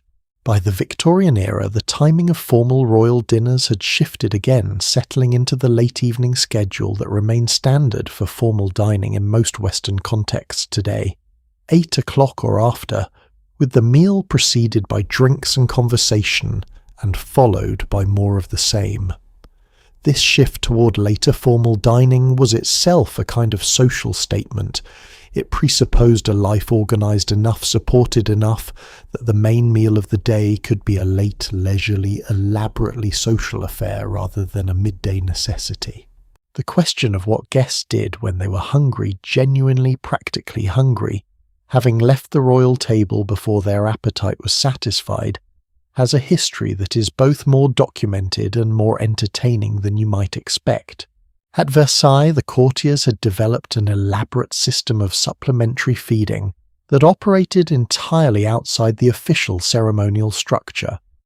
Saint-Simon, whose memoirs are endlessly useful for understanding the practical realities of court life beneath its ceremonial surface, describes the various strategies employed by courtiers whose official dining had left them wanting. The most straightforward was simply eating before or after the formal occasion. Courtiers kept food in their apartments not as a matter of deficiency or secrecy, but as a practical response to the acknowledged reality that the ceremonial meals did not always satisfy in the straightforward biological sense. Cold meats, bread, cheese, pastries, the kind of food that could be kept in a room and eaten without ceremony, without service, without anyone arranging the table correctly before you sat down. There were also documented in the records of the palace a series of informal eating opportunities scattered through the court day moments, when food was available in less ceremonial settings, where a courtier could eat with something closer to genuine appetite rather than performing the ritual of eating while managing a dozen other social obligations simultaneously. The image this creates of hundreds of elaborately dressed, socially accomplished courtiers maintaining a parallel private food life alongside their official ceremonial one, eating quietly in their rooms before the great public dinners, keeping cheese tucked away against the possibility of a meal cut short, is one of my favourite details in all of this history. It is so pragmatic, so human, such a perfect reminder that beneath all the gilded ceremony, people were still just people with stomachs that did not care about protocol. The most extreme and in some ways most poignant example of the timing problem at the royal table comes not from any of the great courts of Western Europe, but from the records of the Imperial Russian court in St. Petersburg, a court that absorbed European ceremonial traditions and then applied them with a thoroughness that occasionally produced results bordering on the surreal. At the great state dinners held at the Winter Palace under the Romanov Tsars, the organization of service followed the service à la Russe model, the sequential course service that was by the 19th century replacing the old French simultaneous service across European courts. Under this system, dishes were brought out one at a time and served to each guest individually, which in theory meant a more equitable and more controlled dining experience than the old arrangement of everything on the table at once. In practice, at a table of the scale employed by the Russian imperial court, which could seat several hundred guests at the grandest state occasions, The logistics of sequential service created their own timing nightmare. Food was prepared in the kitchens and then had to travel the length of an enormous table being served to guests in order of precedence. The guest of highest rank received the first service of each dish. The guest of lowest rank received the last. By the time a dish had made its way from the head of the table to its far end, considerable time had elapsed. The guests at the beginning of the table were sometimes waiting for the next course, while those at the far end were still eating the current one. And then the Tsar finished, or decided for whatever reason that the course was concluded, and the signal went out, and whatever remained on the table was cleared, regardless of where any given guest was in their relationship with their plate. Former guests at Imperial Russian dinners have left accounts describing arriving home after these evenings and asking their own servants to prepare something to eat, not because the food had been poor, but because they had been seated in a position where the timing of service and the timing of the Tsar's appetite had conspired to leave them with less dinner than biology required. What does all of this tell us taken together? Something I think about often. The royal meal in every court we've explored was designed first for meaning and second for nourishment. The ceremony was primary. The eating was almost incidental, a vehicle for the performance, the ritual, the social and political communication that was the real content of the evening. This produced as an inevitable byproduct an experience that was simultaneously magnificent and somewhat inadequate as a meal. People arrived at these tables and sat under conditions of considerable social pressure, ate in ways governed by rules that prioritized correctness over pleasure, at a pace set by someone else's body rather than their own, for a duration determined by someone else's appetite. And then they went home and ate cheese in their rooms. The magnificence was real. The ceremony was meaningful. The experience of being at that table, of being included, of being seen, of being counted among those for whom this performance was produced, was by the consistent testimony of everyone who was there genuinely powerful, and also sometimes not quite enough to eat. Both things were true simultaneously, and I think that might be the most honest and the most human thing we can say about the royal table. After all these hours of exploring it, it was extraordinary, it was beautiful, it was politically sophisticated to a degree that still commands genuine admiration, and sometimes it left you a little bit hungry. The clock of the monarch's body governed the ending of each course, and the ending of the meal itself followed the same principle, amplified, formalized, and in its most developed form carried out through a set of signals that every person at the table had learned to read with the same careful attention they brought to everything else in the room. But there was a different kind of clock at work in the history of royal dining as a whole. Not the clock that measured the pace of a single meal, but the longer, slower clock that measured the pace of change. The clock of history itself moving through the centuries, gradually altering what the dinner table meant, what it required, and who was expected to observe its rules.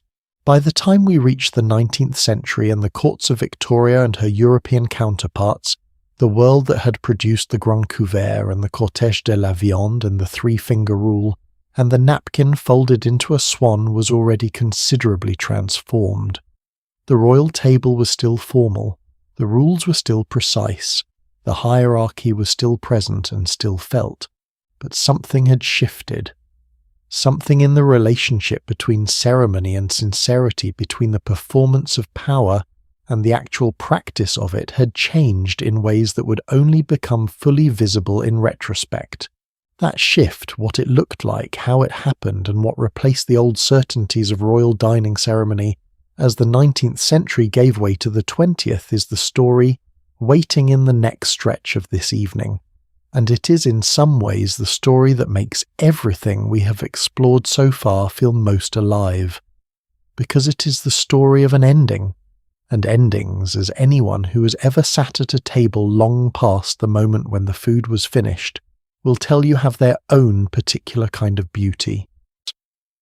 Picture the most elaborate meal you've ever attended. A wedding maybe, or a holiday gathering where someone had clearly been planning for weeks. The table perfectly set the food, arriving in careful waves the whole evening, orchestrated with visible care and invisible effort. Now imagine that at some point during that meal, without warning, without announcement, the host simply stopped eating, set down their fork, folded their hands, and waited, and everyone else at the table mid-sentence, mid-bite, halfway through something they'd been genuinely looking forward to had to stop too. Plates cleared, meal over. The host had finished, and therefore dinner was finished, and the question of whether you had finished was not in this particular universe a question that anyone was going to ask. That is not a hypothetical from some imaginary world of extreme social formality. That is dinner at the British royal table, documented across multiple reigns, confirmed by multiple first-hand accounts, and still observed in modified form in the protocols of royal dining today. And once you understand it fully, once you see all the pieces of it, it becomes one of the most quietly fascinating, occasionally absurd and unexpectedly revealing stories in this entire history. The rule itself is elegantly simple. When the monarch finishes eating, the meal is concluded for everyone at the table. Plates are removed. The course ends. No exceptions are made for the person still working through their soup, or the guest who was seated at the far end of the table and received their food last, or the dignitary who had been so engrossed in conversation during the early part of the course that they had barely touched what was in front of them. When the sovereign's fork goes down, the fork goes down for all. The logic behind this rule, as with so many of the rules we have explored, operates on multiple levels simultaneously. On the surface, it is a practical mechanism, a clear, unambiguous signal for when a course ends that does not require any verbal announcement, any ringing of a bell, any awkward moment of someone having to tell the assembled nobility that it is time to move on. The monarch's body becomes the clock. Clean, efficient, unmistakable. But underneath the practical surface is the same fundamental statement that underlies every element of royal dining etiquette. The monarch's experience is the authoritative experience. The monarch's appetite defines the meal. The monarch's satisfaction, or the monarch's decision that a course is concluded, is the only satisfaction that the formal structure of the evening acknowledges. Individual hunger, individual preference, individual pace. These are real, these are human, but they are subordinate. Queen Victoria is the figure most consistently associated with this practice in the historical record, and for good reason. She was both a notoriously fast eater and a queen whose reign was long enough and well documented enough that the consequences of her pace were recorded in extensive detail. Her speed at the table was remarkable by any standard. Multiple accounts from people who dined with her regularly describe a queen who approached her food with the focused efficiency of someone who had a great many other things to do. She ate quickly, she ate thoroughly, and she moved through courses with the dispatch that left the people around her in a constant state of anxious calculation. Former members of her household have described the particular tension of dining with Victoria as stemming not from her formality or her severity, though she was capable of both, but from this simple mechanical fact of her pace. You were always at her table working against a clock whose face you could not quite see. You knew it was running. You knew that when it reached its terminus, your plate would be removed regardless of its contents. You simply did not know exactly when that would be. The result, as multiple accounts confirm, was that guests frequently left the royal table hungry. Not dramatically hungry, not in the way that suggests deprivation, but in the specific and slightly comic way of having watched your dinner disappear before you had finished it. The food was excellent. The company was, depending on the occasion, illustrious. The experience was by any objective measure a great honour, and you left wanting something to eat.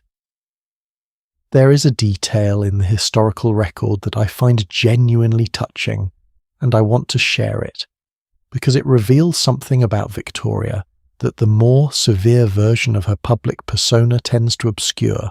She knew. She was aware that her pace was a difficulty for the people around her, and in her own way, within the constraints of a protocol she did not feel she could simply abandon, she tried to address it. Former chef and royal household staff accounts describe Victoria on occasions when she noticed that people near her were still eating, making a small deliberate adjustment to her behaviour. She would push the remaining food on her plate slowly around with her fork, not eating it, not pretending enthusiastically to eat it, simply moving it gently from one side of the plate to the other in a gesture that served no culinary purpose whatsoever, but that communicated to the staff monitoring the table and to the guests who understood the language of the royal fork that she was not yet signalling completion. She was buying time, for the people she could see were still eating. Pushing food around her plate as a small, quiet act of consideration, a monarch who had finished her dinner sitting at the head of the most formally observed table in England, slowly rearranging the remnants of her meal so that someone else could finish theirs. I find this detail almost unbearably human.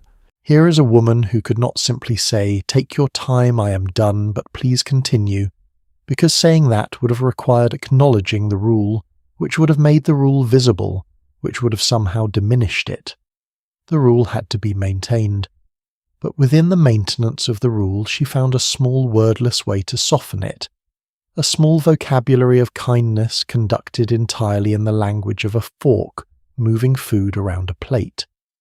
That is in miniature what the best practitioners of court etiquette were always doing, working within the system, finding the small human gesture that the system had not quite managed to eliminate. Now here is the question I want you to consider for a moment, and I ask it genuinely, because I think the answer is more interesting than it might first appear. If you knew going into a dinner that you might not have enough time to eat everything in front of you, that the meal was on someone else's clock and that clock might run out before you were done, what would you do? Most of us, I suspect, would eat faster. Try to match the pace. Abandon the more leisurely aspects of formal eating and focus on the substance.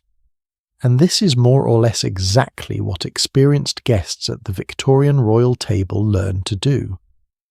The accounts of people who dined with Victoria regularly describe a gradual adaptation, a recalibration of their own eating pace to anticipate hers. Not matching it exactly, because trying to eat as fast as Victoria apparently could was both difficult and undignified, but tracking it, staying close enough to her rhythm that when her fork went down they were not too far behind. This sounds simple. In practice, it required a specific kind of divided attention, the ability to carry on a conversation, manage your silverware correctly, observe the broader choreography of the room, and simultaneously monitor the Queen's pace of eating with enough accuracy to adjust your own. All of this conducted without appearing to watch her eat, because watching someone eat with visible attention was, as we have established in our exploration of gaze protocols, its own category of social error. You had to track her without watching her, adjust to her rhythm without appearing to follow it, finish your course close enough to her finishing that your plate removal was not conspicuous, and do all of this while being in every other visible respect entirely present in the conversation and entirely at ease. This is when you lay out all the components, a genuinely impressive feat of human multitasking, and the people who managed it gracefully were considered unusually accomplished guests, not for any single visible thing they had done, but for the sustained invisible skill of synchronization conducted over an entire dinner. The contrast with Louis XVI of France, Marie Antoinette's husband, is instructive and somewhat comic in the way that historical contrasts so often are. Where Victoria was fast, Louis XVI was slow, thoroughly committedly, almost legendarily slow. His appetite was substantial, and his pace was unhurried, and he brought to the act of eating the same deliberate, methodical quality that he brought to most aspects of his life. Historical accounts from the court of Versailles in the 1780s describe a king who ate with focus, and at length working through his courses with the steady attention of a man who was genuinely engaged with what was in front of him.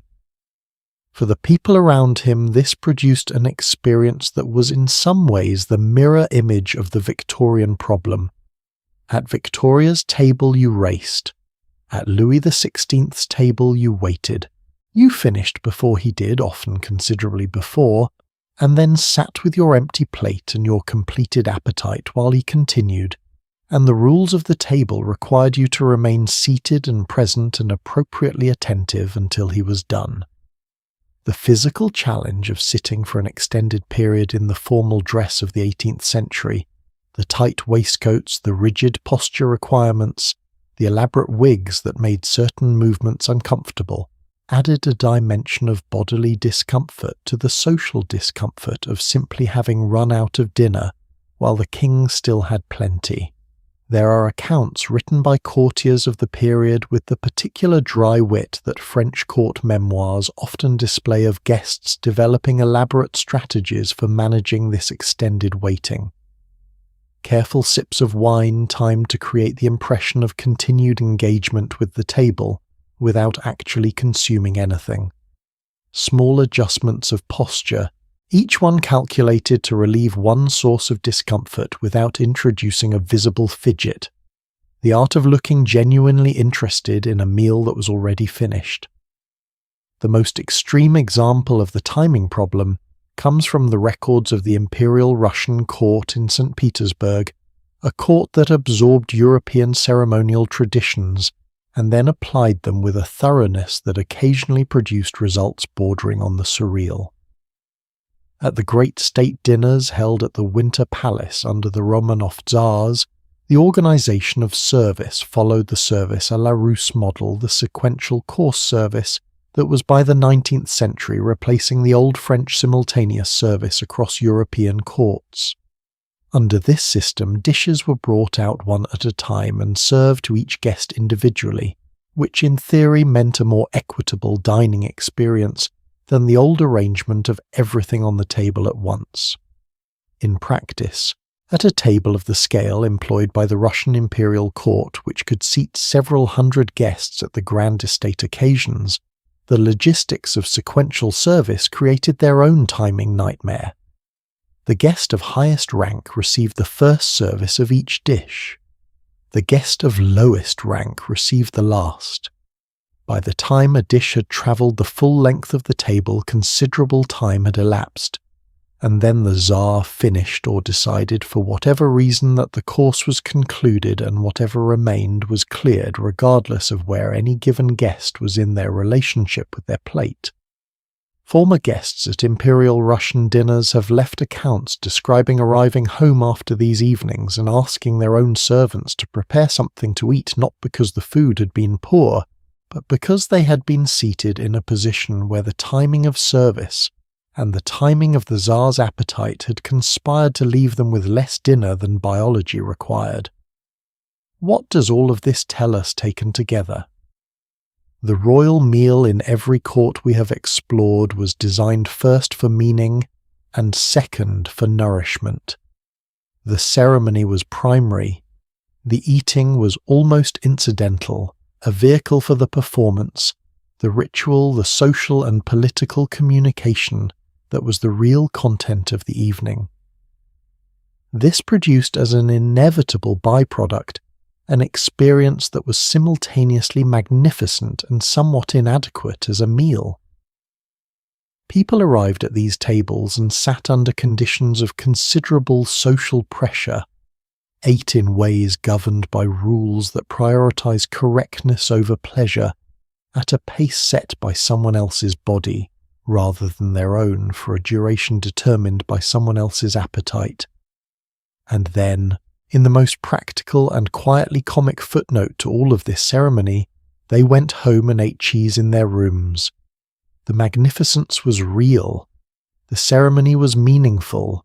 The experience of being at that table, of being included, of being seen, of being counted among those for whom this performance was produced, was by the consistent testimony of everyone who was there genuinely powerful, and also sometimes not quite enough to eat.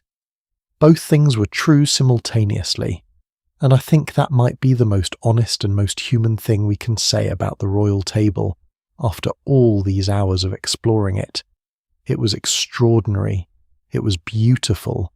It was politically sophisticated to a degree that still commands genuine admiration. And sometimes it left you a little bit hungry. The machinery of royal dining had been built over centuries to express a particular truth about power. But truth, as it turns out, is not the only thing that shapes a world.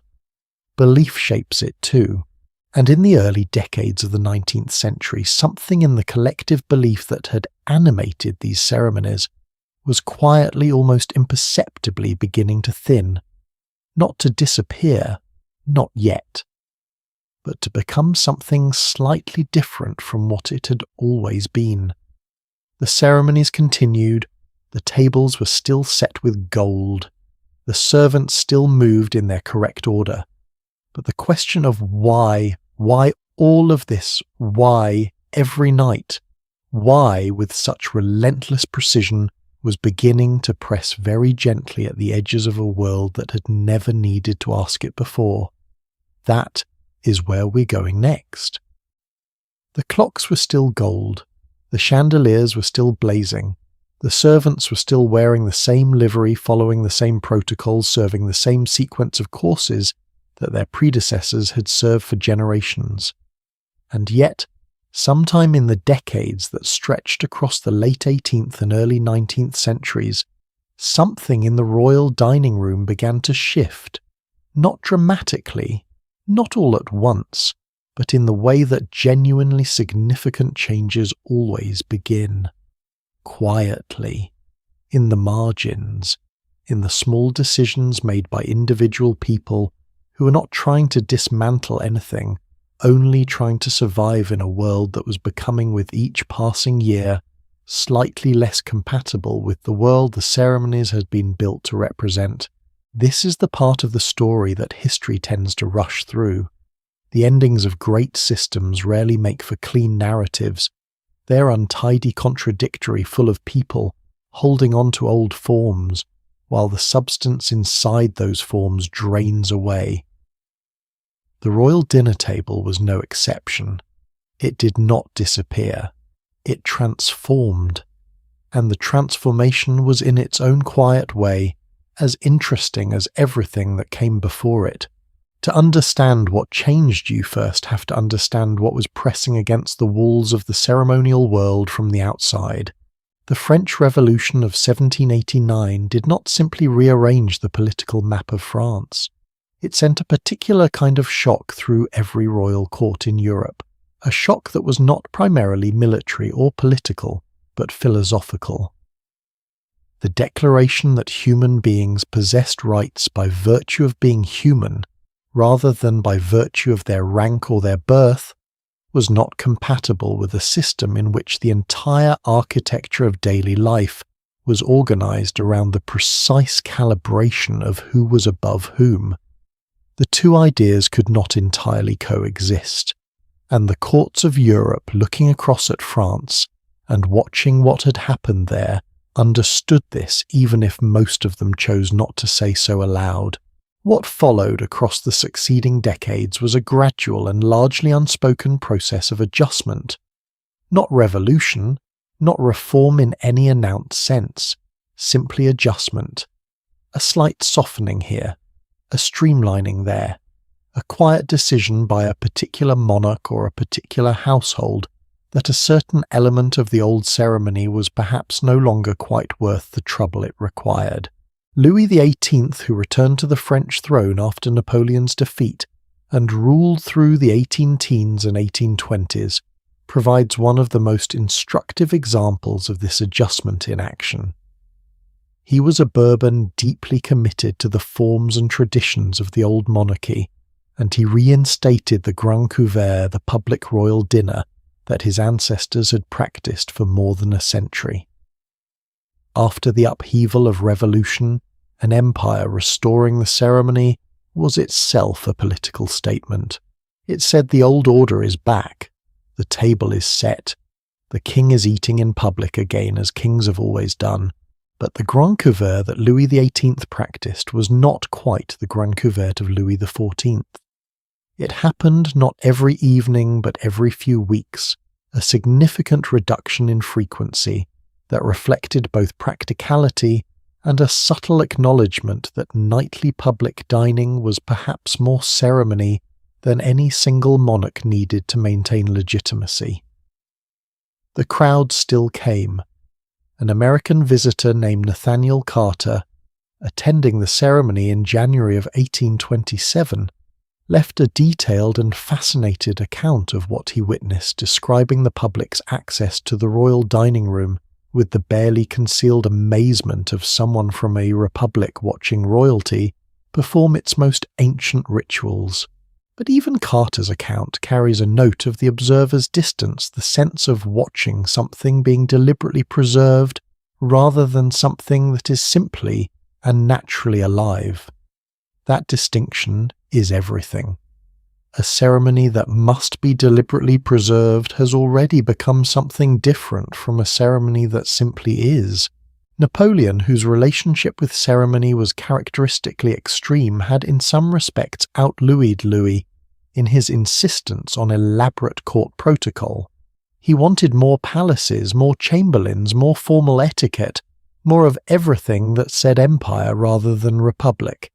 And yet even Napoleon's court, for all its theatrical excess, was in important ways a performance of legitimacy rather than an expression of it. He had come to power through force and political genius, not through the centuries of inherited precedent that had made Louis XIV's ceremonies feel like the natural order of things. When Napoleon staged the Grand Couvert, and he did stage it consciously as a gesture toward the imperial traditions he was appropriating, the staginess was more visible than it would have been a century earlier. The scaffolding was showing, and once the scaffolding becomes visible, no amount of gold paint can quite hide it again. This brings me to the most important shift of all, and the one that is hardest to date precisely because it happened in people's minds rather than in any documented policy or official decree. At some point in the early 19th century, the ceremonies of the royal table stopped feeling inevitable. They continued maintained with considerable care and effort, staffed by households whose entire professional identity was organized around their correct execution. But they had become in some register of collective awareness optional.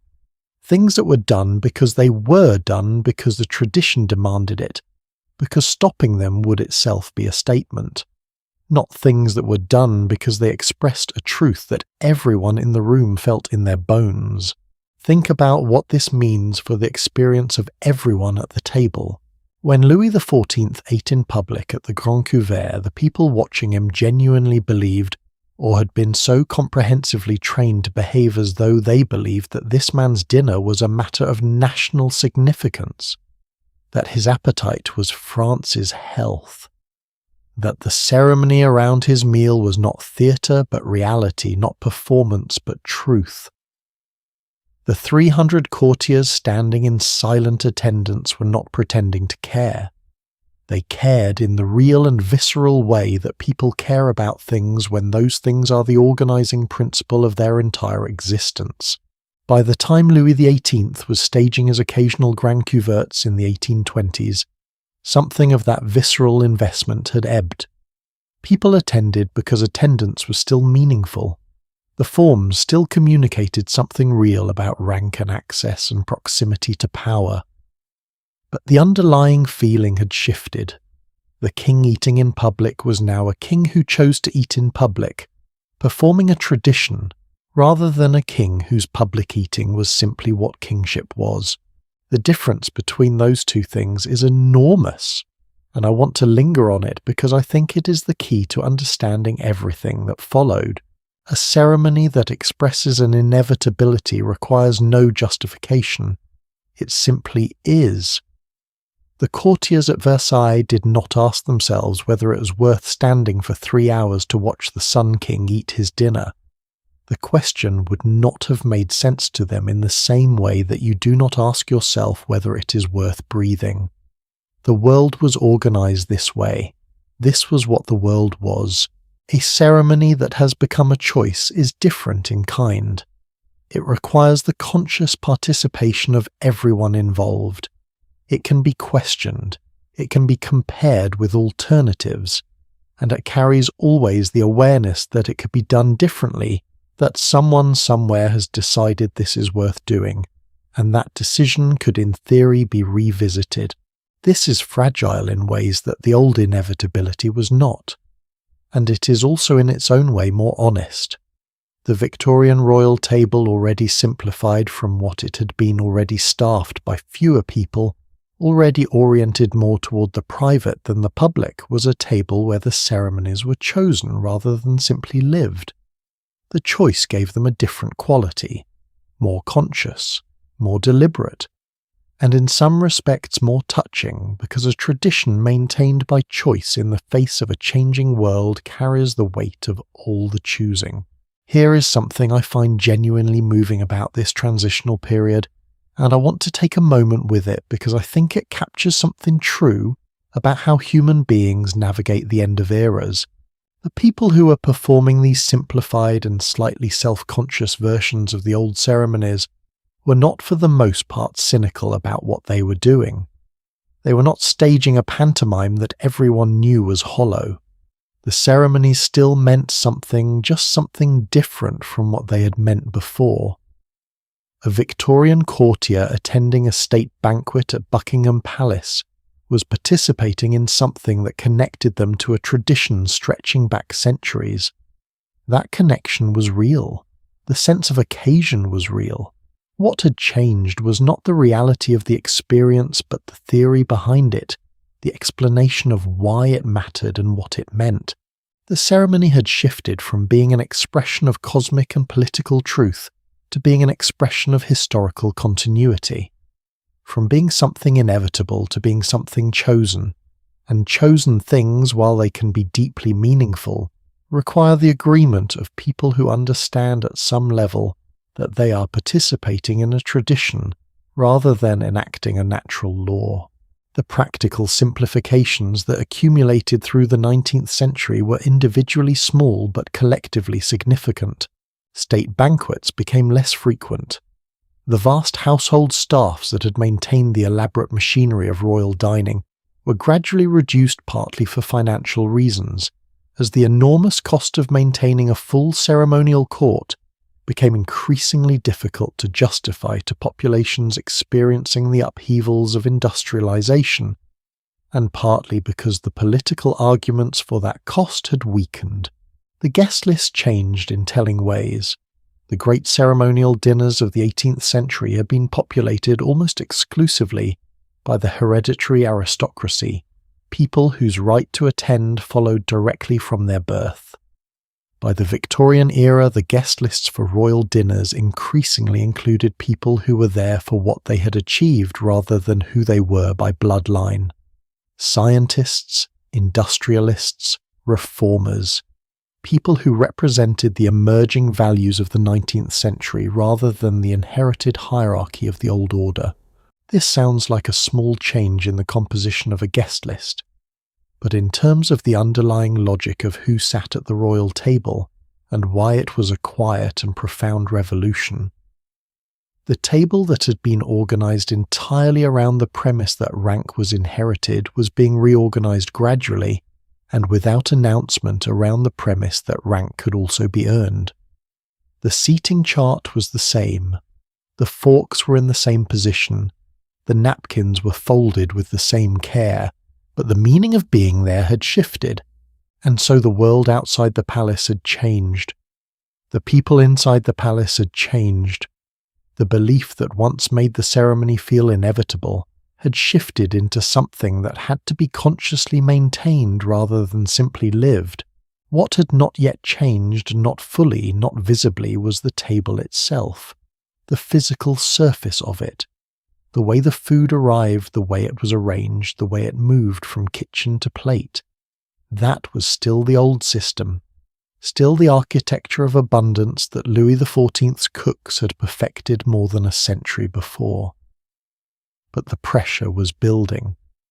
And one evening in a dining room that was not Versailles but was trying very hard to be a different approach, was placed on the table, quietly, without announcement, without the drama that the change deserved.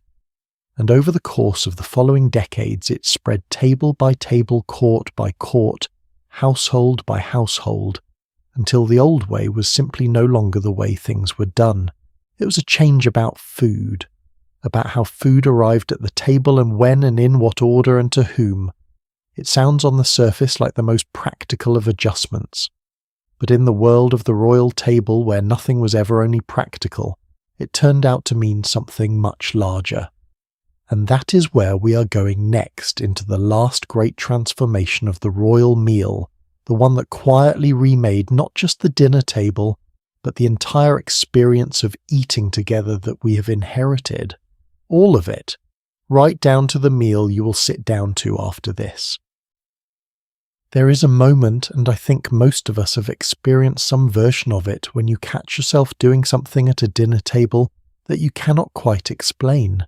Maybe you find yourself waiting instinctively for the oldest or most important person at the table to pick up their fork before you pick up yours. Maybe you feel a faint irrational discomfort when someone reaches across the table rather than asking for something to be passed. Maybe you fold your napkin a certain way or set your silverware at a specific angle when you are done, or lower your voice slightly when a room goes quiet.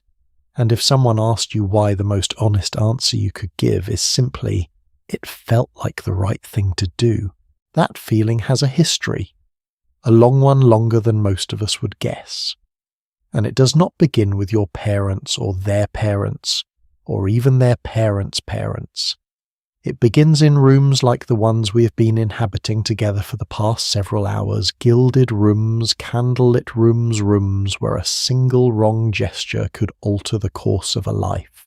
We have come a long way in this story, and I want to take the final stretch of it slowly because I think what we find at the end is worth arriving at carefully. The great age of royal dining ceremony did not end with a single event. It dissolved. The way that most things sustained by belief dissolve, not because they were suddenly proven wrong, but because the belief that animated them slowly became impossible to maintain with the old conviction. The First World War was in many respects the moment when the dissolution became visible. In 4 years of conflict that reshuffled the political map of Europe, with a brutality that no amount of court etiquette could accommodate, 3 of the great imperial dynasties that had been the primary vessels of royal dining tradition were swept away. The Romanovs of Russia gone, the Habsburgs of Austria-Hungary gone, the Hohenzollerns of Germany gone, the courts that had maintained these elaborate ceremonial systems, the vast kitchens, the precisely organized processions, the households of hundreds devoted to the management of a single family's daily life, ceased to exist almost simultaneously.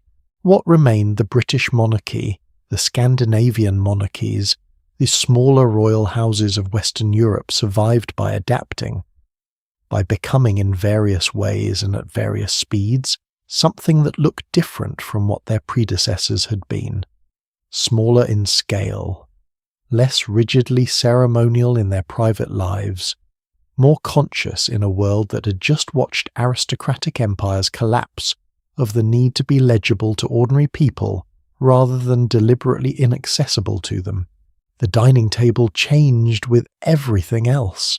The grandest expressions of royal dining ceremony, the hundreds of servants, the cortege of food, the public dinners watched by crowds of curious citizens, these contracted, The state banquet persisted and persists today, but as a specific and relatively rare occasion rather than a nightly performance.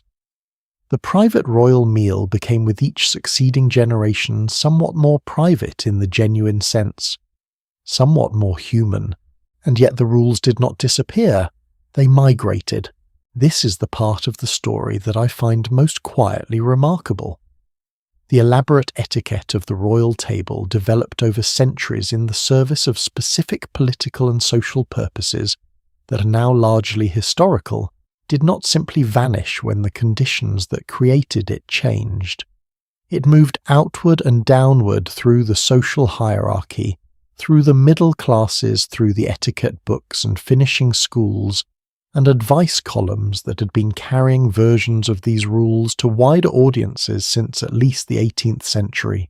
By the time the royal courts of Europe were scaling back their ceremonial machinery in the 1920s and 1930s, the rules they were relaxing had already been absorbed in modified form by the world beyond the palace walls. The formal dinner party of the prosperous middle-class home in England or France or the eastern cities of the United States operated according to conventions that were recognizably descended from the royal table. Sequential courses served by staff or by the host. Silverware arranged in a specific order around the plate. The host seated and the meal beginning, the napkin on the lap. The conversation managed with some awareness of who spoke first and to whom. The rules had become by this point something that most people who followed them would have described simply as good manners, not as a system derived from the political necessities of absolutist monarchy, not as a technology of power, just as what civilized people did at dinner. Here is the question that sits at the heart of all of this, and that I have been circling around for the entire length of this story. Why do we keep them? Not out of fear, nobody loses their position at court for unfolding their napkin incorrectly anymore because there is no court and there is no position. Not out of genuine practical necessity. The reasons that originally generated most of these rules have been irrelevant for generations. So why, when we sit down to a formal dinner in the 21st century, do we still do things the way we do? The honest answer is partly habit. Partly inheritance, partly something more interesting than either. Habit because we were taught, and what we are taught early settles into the body as reflex rather than rule. The fork in the left hand and the knife in the right is not something most people who grew up with it think about consciously. It is simply where the fork goes. The body knows. Inheritance because we absorb these things from people who absorbed them. From people who absorbed them, from people stretching back further than any of us can trace. And somewhere in that chain the rules were alive and consequential, and the weight of that consequence passed forward, even as the specific context that generated it faded. And something more interesting because I think some of what survived the transition from royal court to modern table is not arbitrary at all. Some of it genuinely serves purposes that are still relevant even if those purposes are no longer political.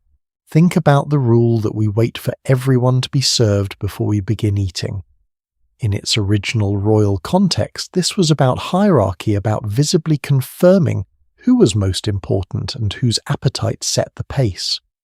But in its modern informal version, it means something different and something real. It means we are here together and we begin together, and the meal is a shared thing rather than a collection of individual acts of consumption that happen to occur in the same room. That is not a power game. That is a genuine expression of something worth preserving. The practice survived because the underlying value, the idea that eating together means something, that the shared table is a form of connection, and not merely a coincidence of hunger, survived. The rule changed its meaning as it travelled.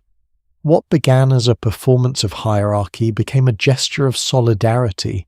Think about the expectation that conversation at a dinner table should be inclusive, that the host has some responsibility for drawing everyone in, for making sure that no single person dominates, for attending to those who are quieter or less confident. This developed in the royal context from protocols that were really about protecting the monarch's authority and controlling the flow of information. But in its domestic version, it is simply what a good host does because they care about their guests. Think about the instinct to be somewhat dressed, somewhat presentable when we eat formally with others. This began as a system of dress codes so elaborate that arriving without a sword could disqualify you from a royal dinner. What it has become is the much simpler and more human idea that preparing yourself for a shared meal, putting in some effort, making yourself presentable, is a way of saying to the people you are eating with, "You are worth this effort. You matter enough that I did not simply show up without thinking." The rules evolved. The underlying human impulses that found expression in the rules, the desire for connection, for recognition, for order, for the meal to mean something beyond the mere fact of eating those, did not evolve. They were there when Louis XIV sat down to his grand couvert, and they are there when you sit down to dinner tonight. I want to tell you about one last detail from this history, something small enough that it almost did not make it into this story, but that has stayed with me longer than almost anything else we've explored. In the late 19th century, as the elaborate machinery of royal dining was beginning its long, slow process of simplification, a British etiquette writer, one of the many who produced guides for the aspiring middle classes of the Victorian and Edwardian era, wrote something that I find worth quoting in spirit, if not in exact words.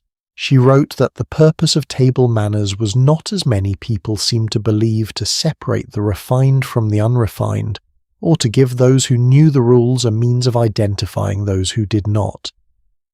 The purpose of table manners, she wrote, was to make the people around you comfortable, to remove as far as possible the small frictions and uncertainties and awkwardnesses that could disrupt the pleasure of eating together, to create through shared convention a space in which everyone at the table could relax into the experience of being together, because the rules were known and followed, and nobody had to worry about what might happen next.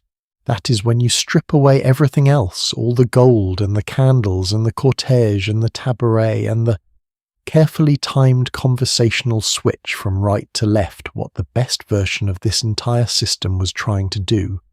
Make it possible for people to be together, at a table, without anxiety, with something like ease. It failed often spectacularly at achieving this goal. The rules became the anxiety rather than the solution.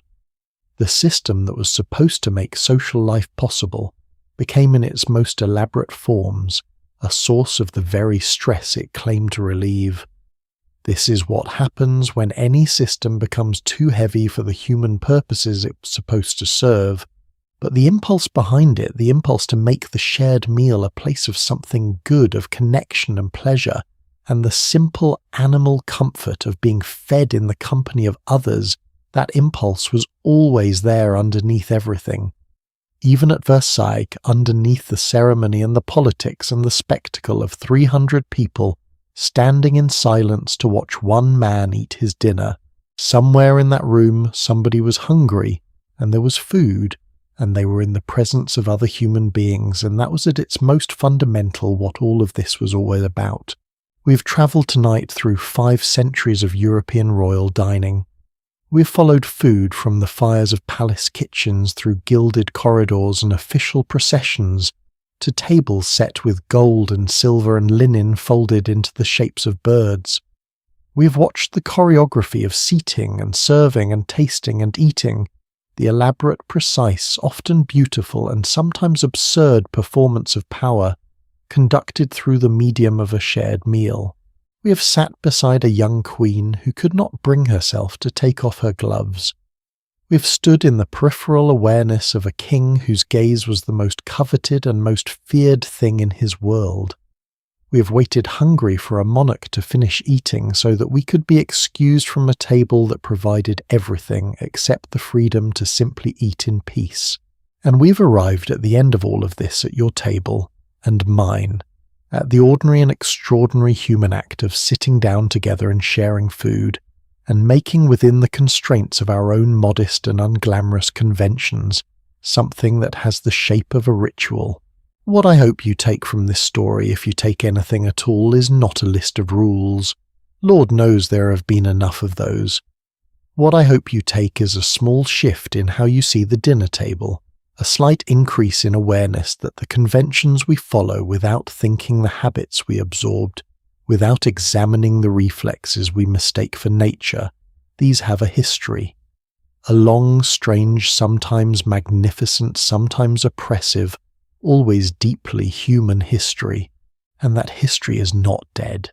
It is sitting at the table with you right now, in the way you place your fork, in the way you wait for others to be served, in the small unconscious gestures of consideration that you perform without knowing you are performing them because someone somewhere centuries ago decided that this was how civilized people behaved at dinner.